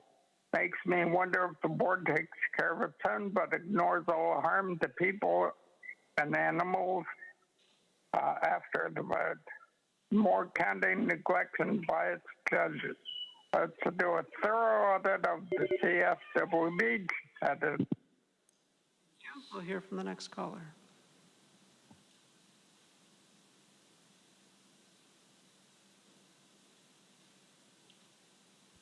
Hi, I'm sorry. I can't find my speech. Can you just take me at the end?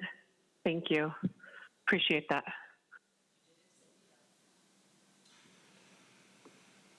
I know you can do it. You did it before, just a little while ago. Thank you.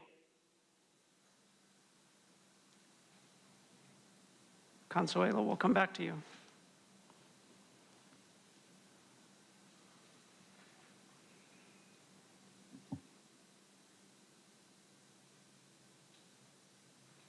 Hey, it's Truth. Can you come back to me too? No, just kidding. Case A is Voice of San Diego versus the county. I would 100% back their lawsuit. In fact, I may be in contact with them soon. Here's an example of why.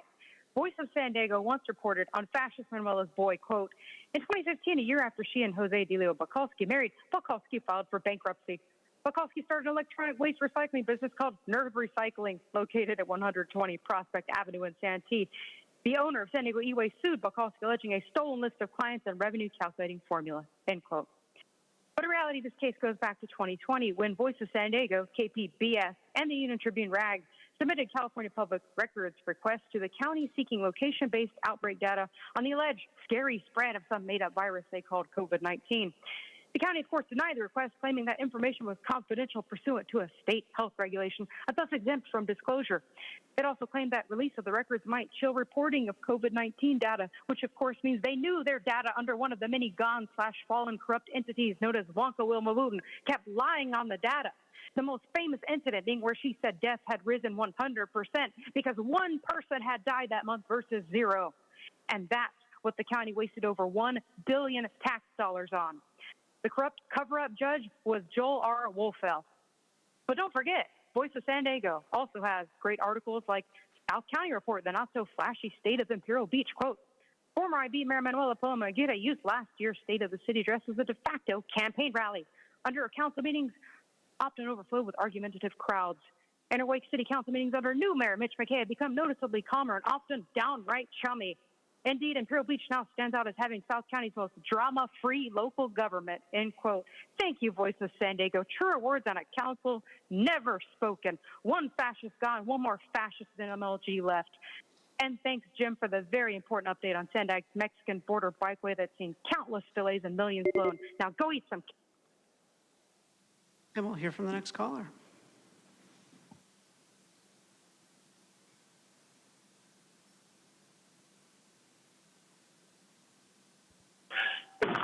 Hey, how you guys doing? Bunch of dickheads, of course. So let's go ahead and discuss cause and effect. You ignoring your job, which is basically making sure none of this shit happens, you end up paying how much money in lawsuits? How many kids are you stripping away from their family because you need that money, right?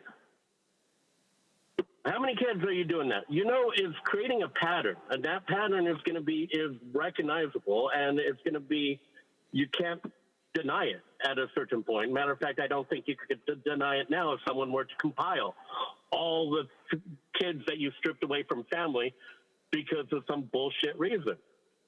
They jump through all the hoops, and you still take their kids away.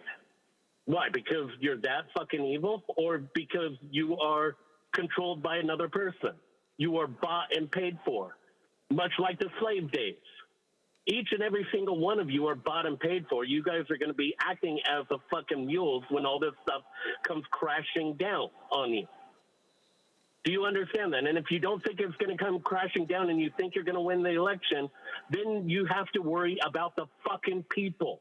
Because the people is what you really need to worry about, not the federal government. The people are getting fucking tired of this shit. You could see it all over the fucking place. I've been warning you about this all the fucking time. And because I'm warning you about this, you are trying to throw me in fucking prison. You fucking dickhead.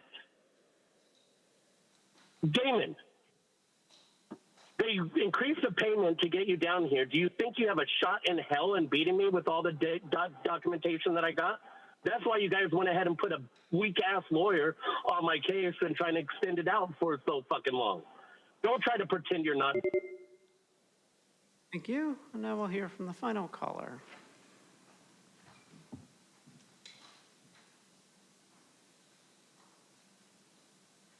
Hey, Consuelo here, and thank you for coming back to me. I found my speech. Thank you to all the previous concerned citizens. Amen to all of you. Let's see. Voice of San Diego versus the county. Newspaper is suing to force the release of whistleblower complaints against a former county contractor that could shed light on what the county knew before it was involved in a criminal misappropriation case involving public money. This is my husband's speech, actually. I just couldn't find it. So the DA mentioned the docs the docs in court, the county refuses to release or even redact. Article 1, Section 3 of the California Constitution strongly favors public records release. Read it.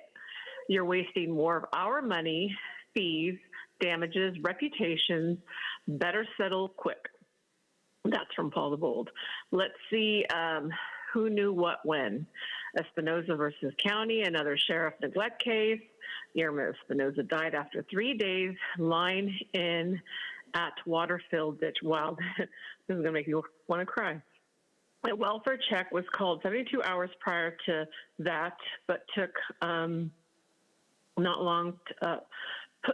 took no long action. Apparently, the responding sheriff's deputy came and went without ever leaving her car. Disgraceful. Fucked up, babe. It's beyond disgraceful. But yeah, Arabella McCormick, beaten and starved and murdered. Delilah starved to death at 3 months by her unfit adoptive parents. Andrea Ebbing tortured, kids taken away, now brutalized by the cops. Evelyn Lopez, kids taken, the 150 or more Polinsky Center abuse. Thank you. And Chair Lawson-Remer, that concludes public comment on the closed session matters. Okay, thank you all very much. So let me just talk a little bit about what we're going to be doing next. So we are going to proceed directly into closed session. We've just a couple matters to move through. And tomorrow, due to the time certain afternoon items that are actually time certed for the afternoon, the board will reconvene tomorrow at 11 a.m. for our legislative session, our land use legislative session. So again, we will reconvene at 11 a.m. So Andrew, if you could make sure to announce that for the broader public, not only for the individuals sitting here. So we will go into closed session now, and then we will reconvene tomorrow at 11 a.m. And before we go to closed session, actually we'll take about a 5-minute break before closed session. So before our 5-minute break, we will turn the floor over to Supervisor Desmond, who has an adjournment in memory. Thank you very much, Madam Chair. Appreciate it. This is in memory of Joe Anda. It's with heavy hearts that we adjourn today's meeting in honor of Giuseppe Joe Anda, who passed away peacefully on April 5th at the age of 77. Joe was a beloved chef and owner of Joe's Italian Cuisine on Grand Avenue in Escondido, a cherished local landmark since 1980. He was an icon in the community. He brought people together through his warmth, his generosity, and his love of cooking. He was born in Italy, and Joe came to the United States via New York at age 18 and eventually settled in Escondido, where he built not only a successful family restaurant, but a legacy of hospitality and genuine heart. Even in his later years, he could still be found in the kitchen doing what he loved the most. Joe's legacy will live on through his daughters, Angelina and Adina, who continue the family business, honoring his tradition and his recipes. He will be deeply missed and fondly remembered by all who knew him. Our deepest sympathies go out to his family, dear friends, and to the community. May he rest in peace. Thank you. Okay, thank you very much. With that, the board will proceed to closed session. We'll be there at 12:25, and I'll see everyone back here at 11 a.m. The board will now recess into closed session to consider those matters listed under item 16 on today's session agenda. If there are any reportable actions, they will be reported out during the land use session of this meeting tomorrow, Wednesday, May 6, 2026 at 11 a.m.